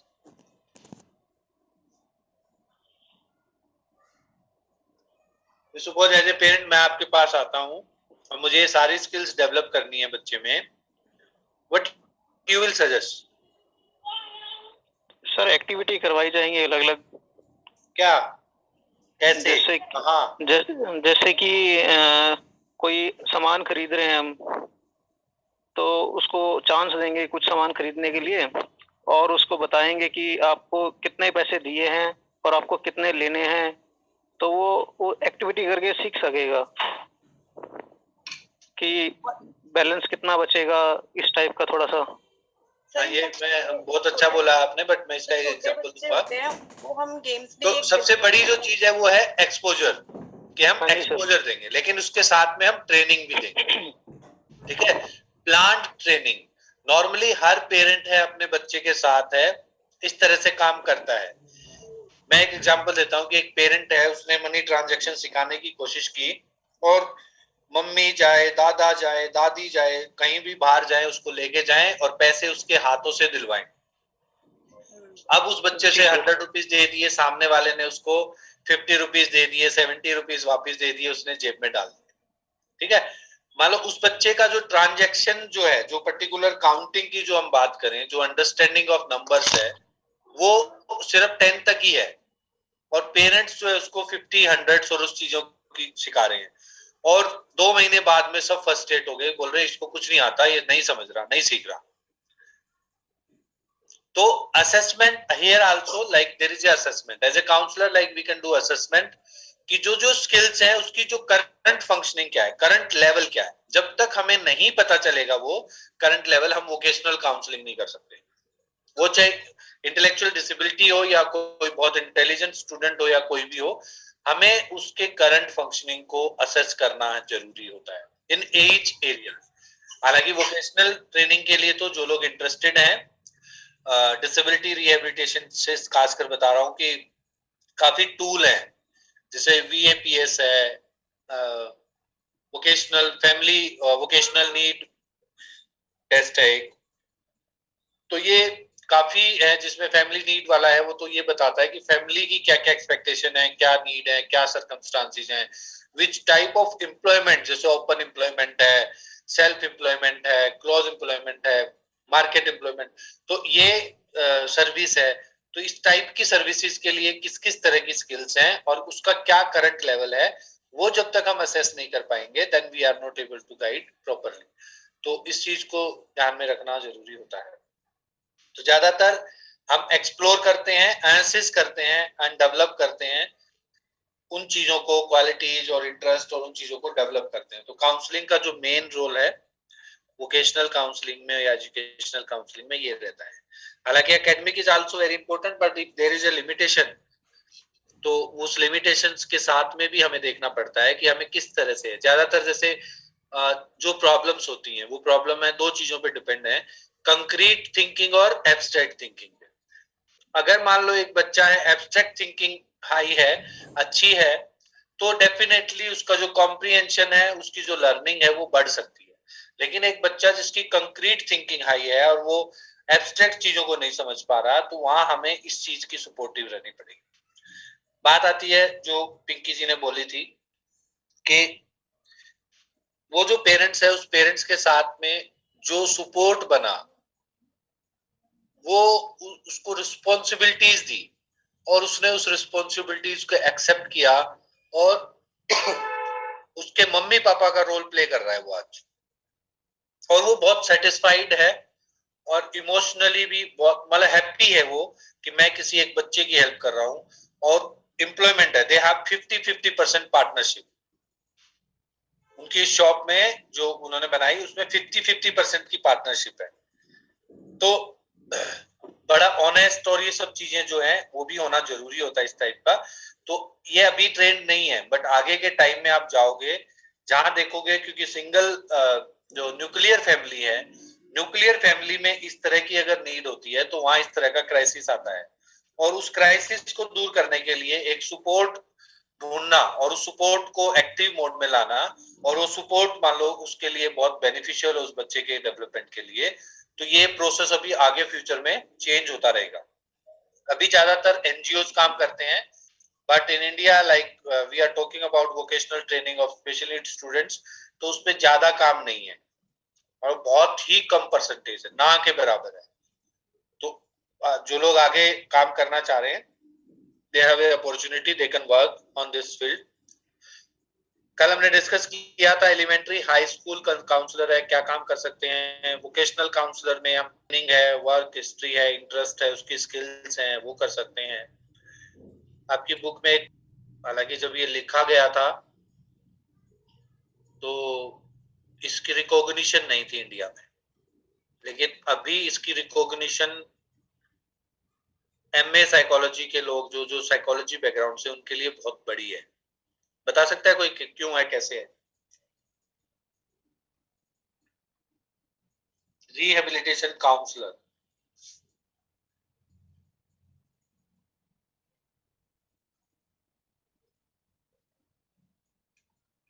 क्योंकि जो काउंसलर है, काउंसलर बनेंगे, ज्यादातर एमए साइकोलॉजी के लोग जाते हैं, they are doing one course PGDRP, rehabilitation counsellor का रजिस्ट्रेशन मिलता है, लाइसेंस मिलता है गवर्नमेंट ऑफ इंडिया से।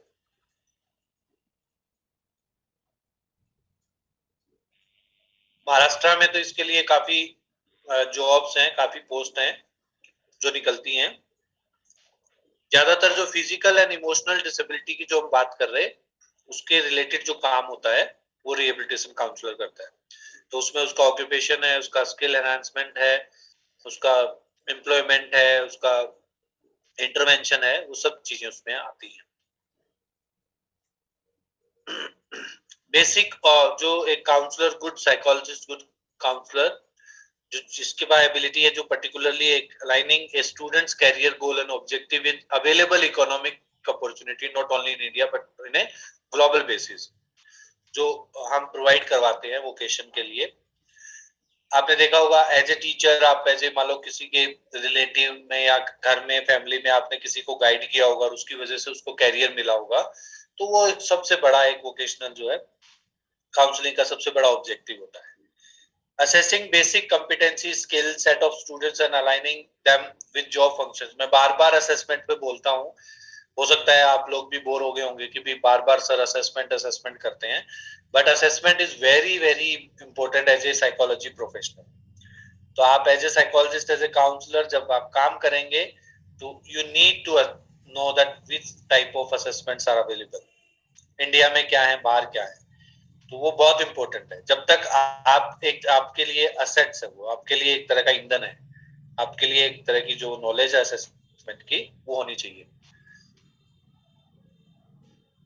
कैरियर काउंसलिंग में बहुत सारे लोग काम भी करते हैं। आपने सुना हो अगर परवीन मल्होत्रा है, जितिन नागपाल, जितिन क्या नाम है,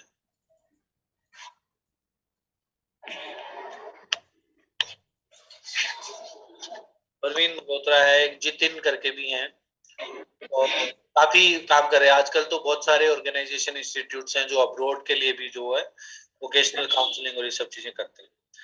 एजुकेशनल या वोकेशनल काउंसलिंग है, ये एक प्रोसेस है बेसिकली। ऐसा नहीं है that one time we give this and वो हो गया, no, it is this is a process, continuous and comprehensive process है जो स्टूडेंट को एफिशिएंट बनाता है, उसको एडजस्ट करने में हेल्प करता है और उसकी जो एबिलिटी स्किल्स हैं उसको रिकॉग्नाइज करने में हेल्प करता है।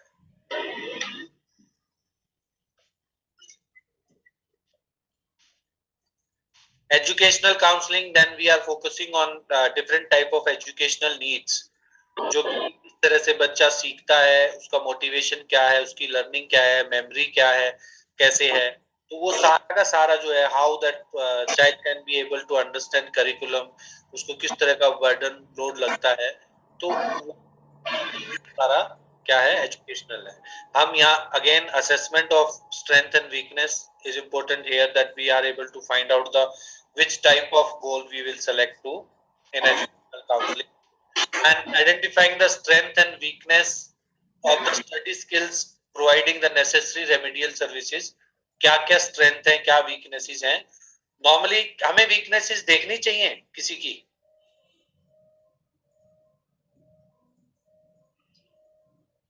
जी सर, देखनी चाहिए. क्या बेनिफिट होता है, वीकनेस जरूरी है सर, ताकि वो इम्प्रूव कर सके अपने आप को. exactly. जहाँ वो लैग कर रहा है. राइट. इफ हम नॉर्मली बोलते हैं साइकोलॉजी में, जैसे हम कभी ऐसे बोलते हैं ना कि इसके अंदर तो ये कमियां हैं, that is weakness, limitation. But ज्यादातर बोला जाता है कि नहीं नहीं, कमियों को नहीं देखना चाहिए, we should focus on strengths.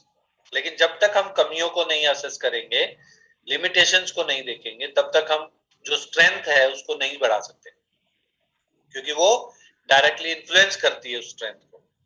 तो आउटपुट जो है वो output is a mixing of strength and weaknesses. So we have to identify weaknesses and then we can work on that. तो but definitely why we are not saying, क्यों बोलते हैं ऐसा word हम, कि सोशली और एक पब्लिकली हमें उन चीजों को नहीं बोलना चाहिए. ये एक थोड़ा सा एक कॉन्सेप्ट हो सकता है. ज्यादा पर्सनल प्रॉब्लम है, उनकी इंटरपर्सनल रिलेशनशिप है, उसको हम दूर कर सकते हैं.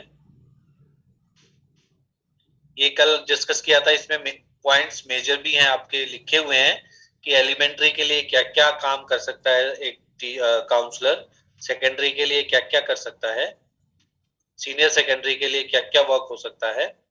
तो जो हम कल डिस्कस किए थे सब मान लो वो पॉइंट्स हैं इसमें लिखे हुए हैं सेपरेट करके. तो ये क्वेश्चन आ सकता है कि what are the work of elementary and secondary level पे किस किस तरह का काम है. वोकेशनल काउंसलिंग जो है उसमें हम जो डेवलपमेंट है उसको एक डेवलपमेंट में किस तरह से हेल्प कर सकता है, उसके कैरियर में किस तरह से हेल्प कर सकता है, उसके बारे में बात करते हैं. उसकी जैसे आपने बताया किसी ने कि डिसीजन मेकिंग स्किल्स एनहांस करना, उसकी लाइफ स्किल्स एनहांस करना, ये एक मेन कॉन्सेप्ट रहता है. और helping student selecting maturely and objectively a vocation, क्योंकि रीजन अब मैं देखता हूँ कई बार ऐसे भी स्टूडेंट्स होते हैं जो अलग अलग टेस्ट देते हैं जॉब्स के लिए, क्लियर हो जाते हैं, एक जॉब को करके 2 महीने में छोड़ दिया, 4 महीने में छोड़ दिया. अभी मैं मिला एक है बहुत ही बिलो 30 इयर्स है, 7 जॉब्स चेंज कर ली उसने. तो वैसे बोलते हैं लोग, बोलते हैं कि जॉब है नहीं, और उसने 7 जॉब्स चेंज कर दी पिछले 9-10 सालों में, 8-9 सालों में. 30-31 इयर्स होगी उसकी एज. तो वो क्यों है, क्योंकि वो भी एक तरह का एक इंट्रा कॉन्फ्लिक्ट होता है, that person is not able to satisfy कि वो कहाँ किस एनवायरनमेंट में काम करे. तो वहां उस लेवल पे पर भी वोकेशनल गाइडेंस काउंसलिंग की रिक्वायरमेंट होती है. ठीक है, उसका सेटिस्फेक्शन नहीं आता, वो डिफरेंट डिफरेंट फैक्टर्स हैं, मेरे घर के पास होनी चाहिए, सैलरी इतनी होनी चाहिए, वर्क प्रोफाइल इस तरह का होना चाहिए, तो उसमें कंफ्यूज रहता है. उसका लॉन्ग टर्म, बल्कि उसको सर्विस जो रिकॉर्ड होता है उसमें उसको कहीं ना कहीं नुकसान होता है.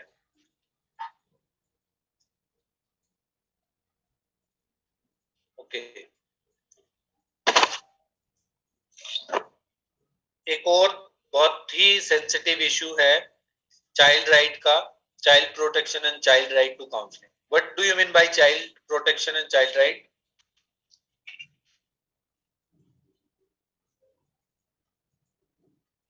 Anybody can tell me? हमारे दिल्ली में एक ऑर्गेनाइजेशन, एक एजेंसी है जो काम करती है इस चीज पे, do you no?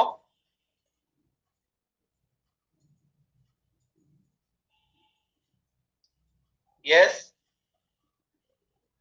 Sir, child protection के अंदर बच्चे से वो काम नहीं करवाना चाहिए जिससे मतलब उसको कुछ हार्म हो या कुछ उसको कुछ दिक्कत हो जाए. कुछ भी ऐसा काम, जैसे फैक्ट्री में, इंडस्ट्री में कुछ भी हार्ड वर्क नहीं करवाना चाहिए. और राइट्स में उसके अंडर जो भी उसके राइट्स हैं, मतलब एजुकेशन का राइट है और प्रॉपर कुछ काम करना है तो उसका एक सिस्टम है कि मतलब सेफ्टी के साथ काम करना है, कुछ भी विदाउट सेफ्टी के साथ नहीं कर सकते हम। काम सिखाना है बच्चे को, जैसे वोकेशनल ट्रेनिंग ही है सर, वो भी मतलब 10th के बाद शुरू हो जाती है और पहले भी थोड़ा बहुत हो जाता है, तो लेकिन उनसे तरीके से काम करवाना है कि फिजिकल वर्क उतना है कि वो उससे डील कर सकें, उनको हार्म ना हो किसी भी चीज का, चाहे वो साउंड की उसमें हो या पोल्यूशन की उसमें हो या किसी और तरीके से हो। What do you mean by child? Child तो सर बच्चा ही है जो चीजों को समझ भी रहा है, सीख भी रहा है और आगे बढ़ने की सोच रहा है। क्या डिफाइन कैसे करेंगे, किसको बोल रहे हैं हम बच्चा? बच्चा सर वो है जिसके अंदर बहुत सी ललक है, मतलब कुछ कि मुझे ये भी करना है वो भी करना है, और काफी सारी चीजें में इंटरेस्ट रहता है उसका, एनर्जेटिक रहता है, और उसको ये नहीं पता होता कि किससे उसको हार्म हो सकता है और किससे उसको फायदा हो सकता है, नुकसान हो सकता है।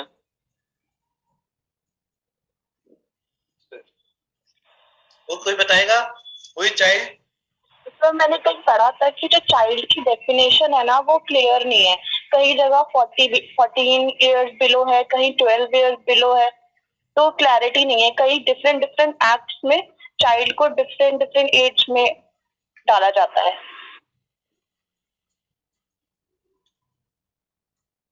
जब हम चाइल्ड प्रोटेक्शन की और चाइल्ड राइट की बात करते हैं तो डिफाइंड है चाइल्ड क्या है।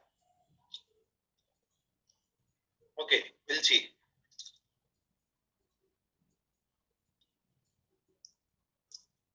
हमारे यहाँ ministry of family welfare and child development है, और एक है DCPCR, सुना होगा आपने DCPCR, Delhi commission for protection of right, child right, DCPCR।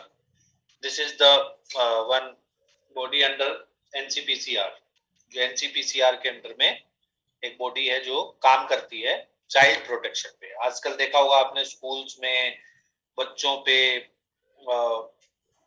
अलग अलग तरह के जो एरिया हैं उसमें वो बहुत एक्शन में है। हमारे दिल्ली में जो है वो I think mister Kundu is the chairman of that. तो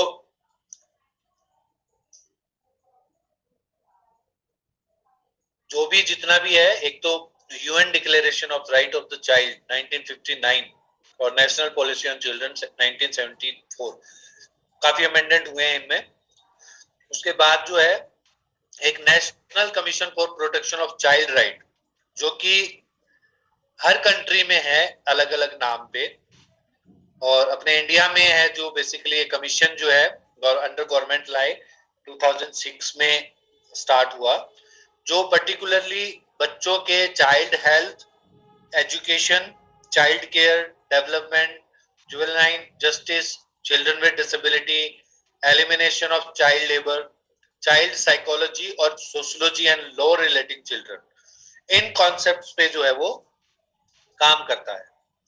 तो ये एक किस प्रिंसिपल है जो basically universality and inviolability of child rights and recognize the tone of urgency in all the child related policy of the country, कि क्या होना चाहिए। जैसे हमारा लेबर है, चाइल्ड लेबर है, उस पर बहुत काम होता है, उसको एक क्राइम ऑफेंस माना जाता है, ठीक है, चाइल्ड ट्रैफिकिंग है, वो सब है। और ये कौन सी एज तक है? 18 ईयर तक। वर्ल्ड वाइड ये 18 ईयर्स तक के जो बच्चे हैं। Y 18 years?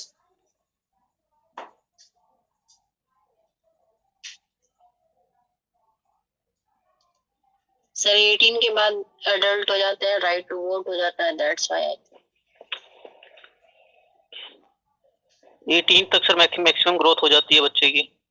एक तो है डेवलपमेंट एज है, दूसरा जो डिसीजंस जो है टिल 18 इयर्स जो है वो एक डिपेंडेंसी होती है पेरेंट्स गार्जियन पर, ठीक है, तो वो अपने खुद के डिसीजंस खुद नहीं ले पाता। तो जो फाइनल डिसीजंस जो है अपनी लाइफ के लिए, करियर के लिए, इमोशंस के लिए, सिक्योरिटी के लिए, तो अब कोई बच्चा ऐसा है कि भी मैं तो रात को घूमने जाऊंगा मैं, लेकिन पेरेंट्स उसको मना करेंगे। तो वो इस तरह की जो चीजें जो उसकी मेच्योरिटी है कि एक बच्चा कोई भी किसी वीडियो गेम में है, किसी एडिक्शन में इन्वॉल्व हो जाता है, तो वो अपना मेच्योरली डिसाइड नहीं कर पाता, तो इसलिए उसको मान लो उस स्टेज पे रखा गया।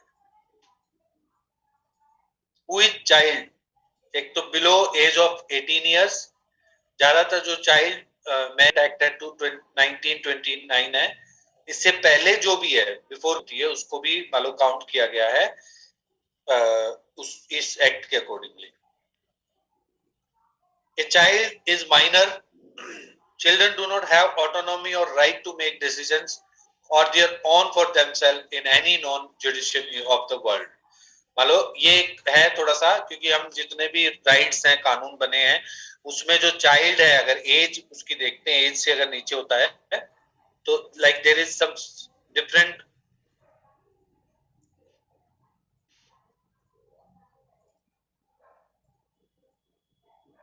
आई एम ऑडिबल?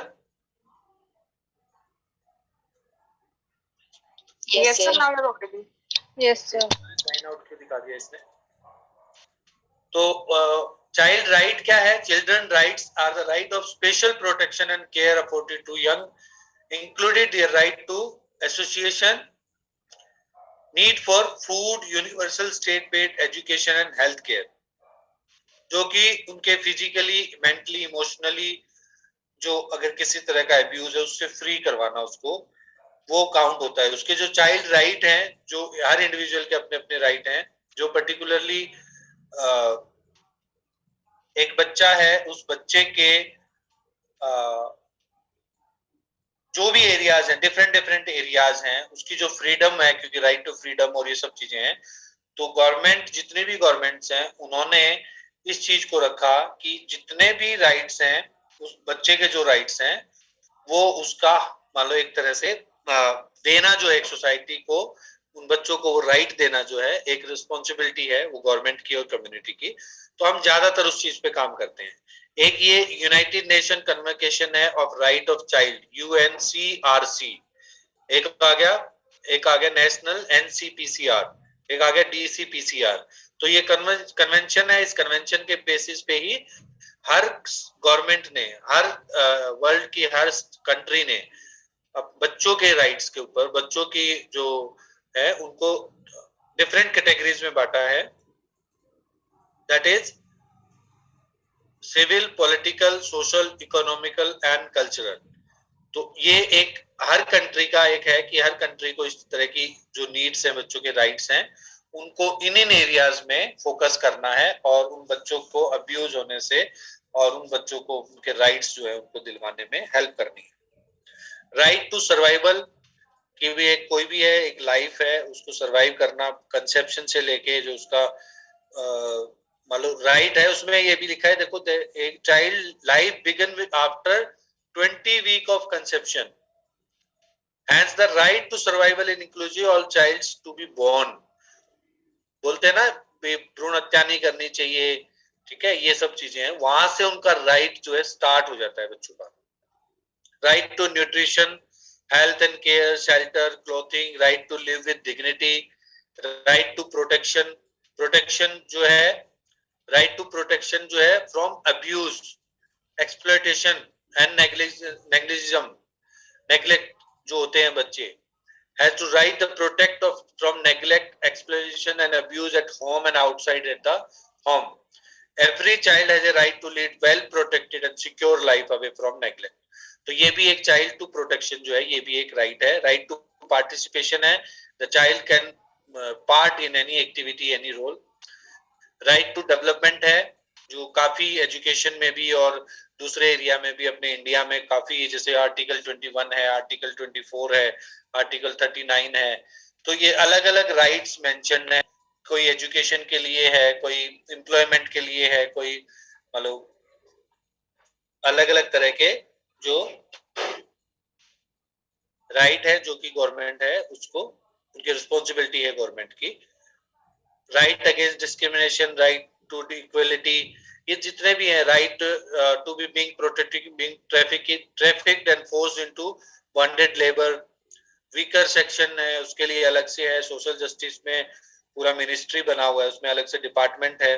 तो ये चाइल्ड राइट्स हैं, कुछ चाइल्ड राइट्स हैं जो हमें पता होना चाहिए, बच्चों के जो राइट्स हैं, एंड इसके अगेंस्ट कुछ होता है तो एक ऑफेंस माना जाता है। चाइल्ड प्रोटेक्शन क्या है? चाइल्ड प्रोटेक्शन इज फेल और is absent. Children have a higher risk of death, poor physical, mental health, HIV infection, educational problem, displacement, homelessness, urgency and poor parenting skills later in life. तो ये इन चीजों की जो कमी है उस कमी को पूरा करना इज चाइल्ड प्रोटेक्शन। मान लो जो चीज नहीं है, जो चीज मान लो उनके लिए फेवरेबल नहीं है, उस चीज को हटाना, जो चीज फेवरेबल है उन चीजों को लाना, दैट इज उनको प्रोटेक्ट करना। नॉर्मली जो चाइल्ड प्रोटेक्शन है एक प्रिवेंशन है, this is a one prevention of responding to incident of abuse, exploitation, violence and neglection of children. ये कुछ एरिया हैं जो चाइल्ड राइट के साथ में सिविल सोसाइटीज ग्रुप जो है, गवर्नमेंट भी है जो काम करती है चाइल्ड प्रोटेक्शन, और कुछ एरियाज डिफरेंट होके किस किस तरह का एक मान लो बच्चों के साथ जो है वो काम है। जब भी हम बात करते हैं बच्चों की, जो जेंडर डिस्क्रिमिनेशन है, caste discrimination, disability, female foeticide, infanticide, domestic violence, child abuse, sexual abuse, child marriage, child labour और child prostitution, child trafficking, child sacrifice, corporal punishment in schools, ये तो अभी रिसेंटली पीछे स्टार्ट हुआ है 2006 में ही, जैसे examination pressure and student suicides, natural disaster. अभी भी आप देखोगे तो जैसे हमारे कंट्री में एक सबसे बड़ा क्वेश्चन क्या है कि बच्चों की वैक्सीन कब स्टार्ट होंगी, तो वो क्या है, वो भी अकॉर्डिंग टू चाइल्ड राइट है।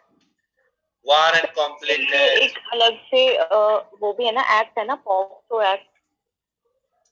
पॉक्सो एक्ट है फॉर दैट सेक्सुअल अब्यूज जो है।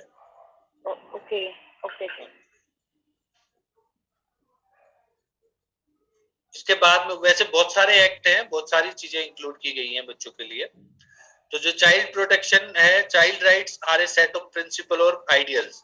चाइल्ड राइट क्या है कि एक ये सेट है, प्रिंसिपल्स और आइडियाज का सेट है कि इस तरह से होना चाहिए, इस तरह से होना चाहिए, इस तरह से होना चाहिए, जो कि लॉ है एक तरह का, जो जिसका हम जिसके अगेंस्ट हम नहीं काम कर सकते। प्रोटेक्शन बेसिकली एक ऐसा सिस्टम है जो कि बच्चों के राइट को कंटिन्यू रखने के लिए एक एक्सरसाइज है, that with various duty bearers such as a department of the government, policy, school, civil society, who all are role to play to ensure that child rights are met।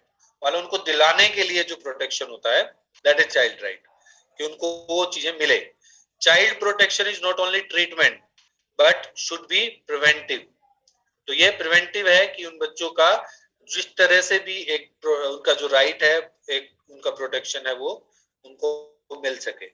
तो ये देखना है हमें, काफी वो होता है, साइकोलॉजिस्ट को काफी बुलाया जाता है। अभी इन लॉकडाउन कोई ऐसा कोई सेक्सुअल अब्यूज हुआ था एक बच्ची के साथ में, तो उनके लिए लड़का था वो, तो उसके साथ में उसके लिए एक कोर्ट से लेटर आया मेरे पास कि आपको आके इसको ये कुछ बोलना चाह रहा है, बता नहीं पा रहा एज ए साइकोलॉजिस्ट। तो उन्होंने 3 लोगों को बुलाया, अलग अलग 3 लोगों की ऑब्जर्वेशन ली उस बच्चे से, क्योंकि वो बोल नहीं पा रहा था भी क्या कंडीशन है, क्या हो सकता है ऐसे। तो पूरा एक उसका बहुत प्रोटोकॉल्स बहुत फॉलो करने पड़ते हैं उसमें। तो वो जो इस तरह की चीजें जो है उसमें साइकोलॉजिस्ट है। दूसरा काउंसलिंग जो है, चाइल्ड काउंसलिंग जो है, बच्चों के जो डेवलपमेंट के लिए काम है वो भी काउंसलर है। बच्चों का एजुकेशनल, सोशल, इमोशनल जो डेवलपमेंट है उसके लिए भी साइकोलॉजिस्ट का बहुत बहुत बड़ा रोल है। ठीक है, पेरेंटिंग है, पेरेंटिंग टिप्स है, पेरेंटिंग स्टाइल है, ठीक है, पेरेंट चाइल्ड रिलेशनशिप है, इसके तो काफी टूल भी बने हैं। तो ये सारी की सारी जो चीजें हैं वो मान लो कनेक्टेड है। इसके अलावा क्या है, किस किस तरह के बच्चे हैं जो जिनके लिए काउंसलिंग की रिक्वायरमेंट है, चाइल्ड राइट काउंसलिंग। एक वनरेबल चाइल्ड जो है, जो basically unable to protect himself और हरसेल्फ, वनरेबल चाइल्ड। तो defenceless, exposed to behaviour, condition और सर्कमस्टांसेस दैट ही और सी पावरलेस टू मैनेज। तो ऐसे कोई बच्चे जो मान लो जिन पे कुछ अत्याचार हो रहा है, वो मतलब अपना प्रोटेक्शन नहीं कर पाते, वो चाइल्ड है। Vulnerables come from various factors, age within age, younger children, especially those below the age of 6, are much more dependent on the protection system. तो because they have age matter करती है उस चीज को लेके, फिजिकल डिसेबिलिटी और mental disability है उसको काउंट किया गया है इसमें। पावरलेसनेस है कि मतलब अपना खुद का कोई अपने जो प्रोटेक्शन है उनके पास ना हो। डिफेंसिवनेस है, पैसिविटी है, invisible children who the system does not even recognise are highly vulnerable. पता ही नहीं चलता है कि हाँ वो बच्चे ऐसे हैं, क्योंकि ये एक सबसे बड़ा एक ड्रॉबैक भी है कि भी that we are not able to find out कि भी कौन अब्यूज हो रहा है, किस तरह का उसको नीड है, क्या सपोर्ट की रिक्वायरमेंट है। तो ये जैसे अभी देखते हैं हम गली में बच्चे घूमते हैं तो कौन है ये, जैसे उनके किसी के पेरेंट्स भी नहीं है बट वो ना भाग रहे हैं, वो वहीं पे काम कर रहे हैं, तो कैसा क्यों है, कुछ ना कुछ उसके पीछे रीजन होगा। तो एक इंटीग्रेट ICPS है जो children in need of care and protection, children in conflict with law. तो जो भी नीड्स, जो राइट्स उनको नहीं मिल रहे अकॉर्डिंग टू लॉ, हम उनकी जिस तरह से हेल्प कर पाए तो वो है। जैसे ऑर्फन स्कूल है, ट्रैफिक है, ड्रग अब्यूज है, इस तरह के मेंटली एंड फिजिकली हैंडीकैप है। तो ये ऊपर जो रीजंस आए हैं उनमें क्या क्या हम कर सकते हैं वो चीज मेंशन है। चाइल्ड अब्यूज एक है कि भी एक बच्चा जो वनरेबल चाइल्ड है, चाइल्ड अब्यूज भी उसमें एक वायलेंस जो है, basic human right of a child, it is state of emotional, physical, economic and sexual maltreatment meted out a person below the age of 18। किसी एक बच्चे के साथ किसी तरह का भी कोई भी फिजिकली, इकोनॉमिकली, सेक्सुअली किसी तरह का भी हरासमेंट होता है, that will count in child. What is the role of child abuse in personality, do you know? कौन सी थ्योरी बात करती है इस चीज के बारे में?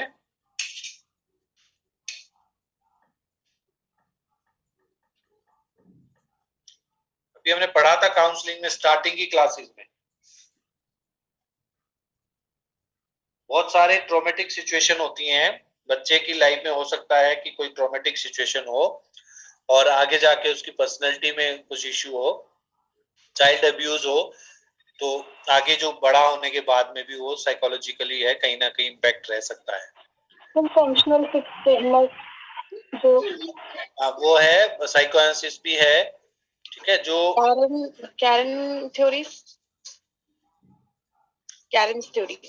Which one? Karen's one. Horny, like she was Karen horny. Karen horny की, yes. Yes, ना she was telling me the relationship है, yes, बिल्कुल। जो interpersonal relationship है उसके बेसिस पे भी exactly. चाइल्डहुड में तो वो ट्रॉमेटिक सिचुएशन जो है वो इमोशनल ट्रॉमेटिक सिचुएशन होती है। फिजिकली कोई अब्यूज्ड है या सेक्सुअली कोई मैलट्रीटेड है तो वो आगे जाके उसको प्रॉब्लम हो सकती है। तो वहां पे भी बहुत काम होता है। ज्यादातर पूरा जैसे ऑर्फन जो गवर्नमेंट के आई डोंट नो बट है, बहुत अच्छे जो ऑर्फन हैं स्कूल्स हैं, तो वो बड़ा जैसे SOS विलेज है, वहाँ पूरा प्रोग्राम चलता है हीलिंग फ्रॉम पास्ट। कुछ इस तरह से कोई प्रोग्राम है जो कि उनको 2 महीने की इस तरह से ट्रेनिंग है कि वो अपने लाइफ में जो भी कुछ बोलना चाहें, करना चाहें, ठीक है, तो कर सकते हैं ऐसे। तो वो है उसके उनके कोई अब्यूज है किसी तरह का तो प्रॉब्लम है। अभी एक बच्चा था जो अडॉप्टेड चाइल्ड था, वो तो वो भी इसी तरह से था। जब बड़ा हुआ बहुत एग्रेसिव और बहुत ज्यादा उसने अपना मेड को कुछ ऐसे वो किया, तो काउंसलिंग के लिए गया तो बहुत सारी चीजें निकल के आई कि भी किस तरह से वो आया, किस तरह से क्या क्या हुआ उसकी लाइफ में। तो वो बड़ा पेनफुल है वो चीजें जो। तो चाइल्डहुड अब्यूज में form of physically, emotionally, sexual neglect, exploitation है। ये वर्ड तो आप याद रख लो, ये सारे हर जगह पे मेंशन है। काउंसलिंग फॉर चाइल्ड अब्यूज है, किस तरह से कर सकते हैं, यूजिंग प्रॉप्स, सोशल स्टोरीज हैं, ठीक है, रोल प्ले टेक्निक है। तो इस तरह की काफी ऐसी टेक्निक है that we can find out की गेम है, ठीक है। इस तरह से हम काउंसलिंग कर सकते हैं, इसको बोलते हैं non directional counselling, indirect counselling. Educating care givers है, जो भी उसके साथ में गार्जियन है, पेरेंट्स हैं, हम उनको एजुकेट करें। जो पेरेंट है, पेरेंटिंग टिप्स है वो बहुत इंपॉर्टेंट है। ज्यादातर जो जैसे देखा हो आपने, कॉग्निटिव बिहेवियर थेरेपी है, ठीक है, ट्रॉमा फोकस्ड है थेरेपी है। तो इस तरह की जो है आगे जाके उनकी लाइफ में कहीं ना कहीं वो डिप्रेशन, एंजाइटी और पैनिक अटैक्स जो है, या पीटीएसडी जो है, इस तरह की चीजें ना हो, खासकर ज्यादा सेक्सुअल अब्यूज में जो ज्यादा होती हैं। इसके बाद एक और कैटेगरी है चिल्ड्रन में, स्ट्रीट चिल्ड्रन, जो हमें घूमते हुए दिखाई देते हैं, खासकर अर्बन एरिया में बहुत ज्यादा होता है ये। Children who live on street with their family and often work on the street, ज्यादातर हम रेड लाइट्स पे देखते हैं बच्चे हैं वो चिल्ड्रन हैं, राइट्स, उनके लिए बहुत ज्यादा काम होने की जरूरत है। Children who have no tie with their family such as orphan, refugees and runaways, तो इसके लिए भी आप आजकल जैसे गवर्नमेंट है, दिल्ली ने भी काफी सेंटर बनाए हैं, अभी दिल्ली गवर्नमेंट ने 6-7 ऐसे सेंटर बनाए हैं, कुछ हाफ वे होम बनाए हैं इस तरह के लिए, जो कि मान लो बच्चे या कोई भी बड़ा भी है उसमें रह सकता है। तो it will help to enhance their mental health, कि उनको लेके उनकी काउंसलिंग करना, उनके गार्जियन पेरेंट्स की काउंसलिंग करना, उनको एजुकेशन दिलवाना, उनको करियर के लिए मोटिवेट करना, तो वो सारी चीजें जो है काउंसलिंग का एक प्रोसेस है।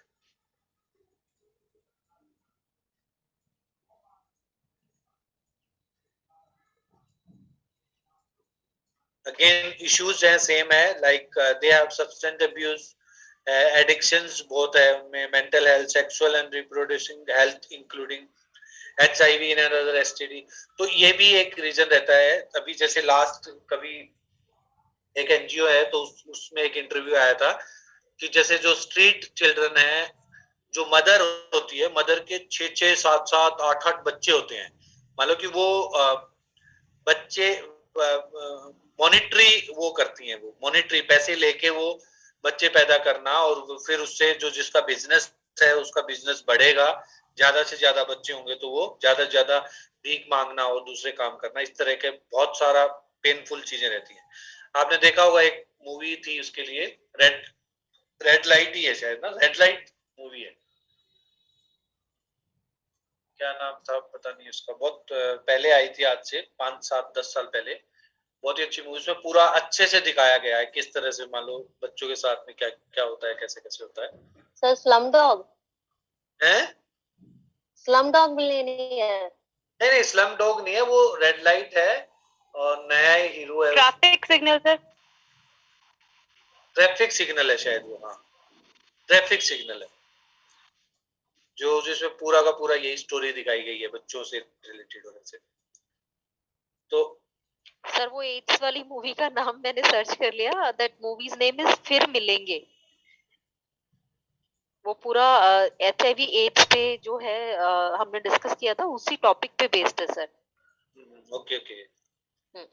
तो इसके अलावा जो है मान लो लाइफ स्किल्स का बहुत बड़ा रोल रहता है, कि हम सोशल स्किल ट्रेनिंग है, लाइफ स्किल ट्रेनिंग है, ये हम बच्चों को दें, थोड़ा असर्टिव रहें, नेगोशिएटिव। तो ये जैसे अब दिखाया जाता है ना, डिफेंस, सेल्फ डिफेंस की प्रैक्टिस दी जाती है, पोक्सो अभी बताया, पोक्सो के लिए दी जाती है ट्रेनिंग है, गुड टच बैड टच के लिए दी जाती है। तो ये है, ये चाइल्ड राइट के ही मान लो कुछ वो है, अलग अलग तरह के। डिसेबिलिटी है, काफी बड़ा है, उसमें अलग से एक एक्ट भी बना है, अभी पहले भी था 1995 में, और अभी जो है, हालांकि आपकी बुक में नहीं लिखा हुआ उस एक्ट के बारे में, उसमें वो डिसेबिलिटी है, चिल्ड्रन विद डिसेबिलिटी के लिए काम करता है। अभी भी जो RPWD एक्ट है उसमें भी है चिल्ड्रन विद डिसेबिलिटी के लिए बहुत सारा प्रोटेक्शन जो है, सोशल सिक्योरिटी है उनका, वोकेशनल है, एजुकेशन है, और वो धीरे धीरे इम्प्लीमेंट हो भी रहा है। अलग और भी कुछ है साइकोलॉजिकल जो एडिशनल सर्विसेज हैं, जिसको अल्टरनेटिव अप्रोचेस भी बोलेंगे। तो ये टेक्निक है, थेरेपेटिक बिहेवियर सर्विसेज है, बिहेवियर कंसल्टेशन है, फैमिली सपोर्ट एजुकेशन है, ट्रांजिशनल यूथ प्रोग्राम है, बिहेवियर लाइफ कोचिंग है, तो ये सारी चीजें होती हैं। ड्रग अब्यूज है, जो basically in current trend continue to 250 million children alive today will be killed by tobacco। तो ये भी एक तरह का है कि उसको तम्बाकू से अलग करना, नशे से अलग करना। और ज्यादातर जो ट्रैफिक चिल्ड्रन होते हैं वो ट्रैफिकिंग, जो चाइल्ड ट्रैफिकिंग होती है उसमें ज्यादा इन्वॉल्वमेंट इस तरह की होती है। तो ड्रग एडिक्शन में तो है, जब बिहेवियर थेरेपी है, सीबीटी है, साइकोथेरेपीज और भी है, सपोर्टिव फैमिली थेरेपी है, वो काम करती है काउंसलिंग के लिए।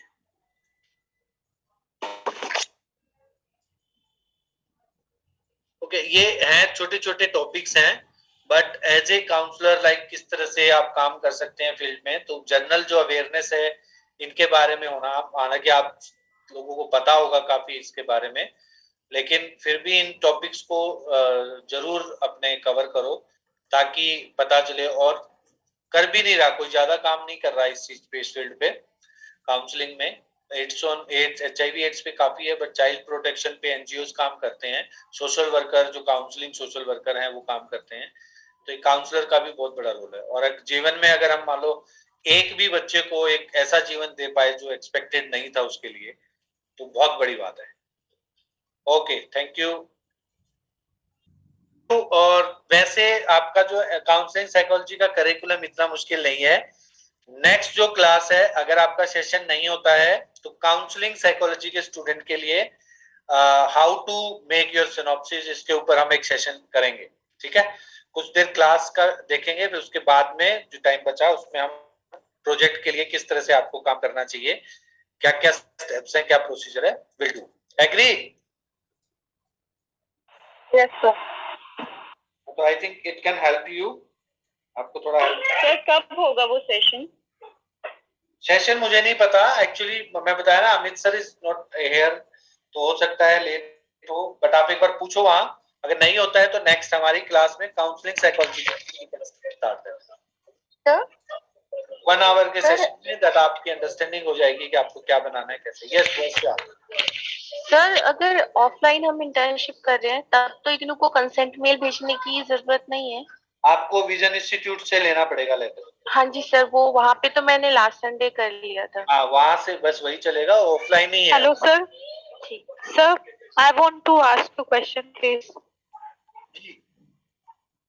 सर, हमने इंटर्नशिप के लिए पानीपत में पूछा है, आपने उस दिन कांटेक्ट नंबर दिया था किसी का, तो वहाँ पूछा है तो वो चार्जेस बोल रहे हैं बहुत ज्यादा। मैंने दिया था नंबर? अमित सर ने दिया था। पानीपत मैंने ही दिया होगा। क्या पैसे मांग रहे हैं वो? हाँ जी सर, वो एक्चुअली बोल रहे हैं कि 10,000 देने होंगे पर मंथ। कोई आप ना अमित सर से बात करवा देना उनकी। ठीक है sir, okay, thank you sir. आप मुझे भेजो, उनका नंबर भेजो, मैं पूछता हूँ कौन है वो। आपका नंबर नहीं है सर मेरे पास। चलो आप अमित सर से पूछ लेना, ठीक है? हाँ जी ठीक है।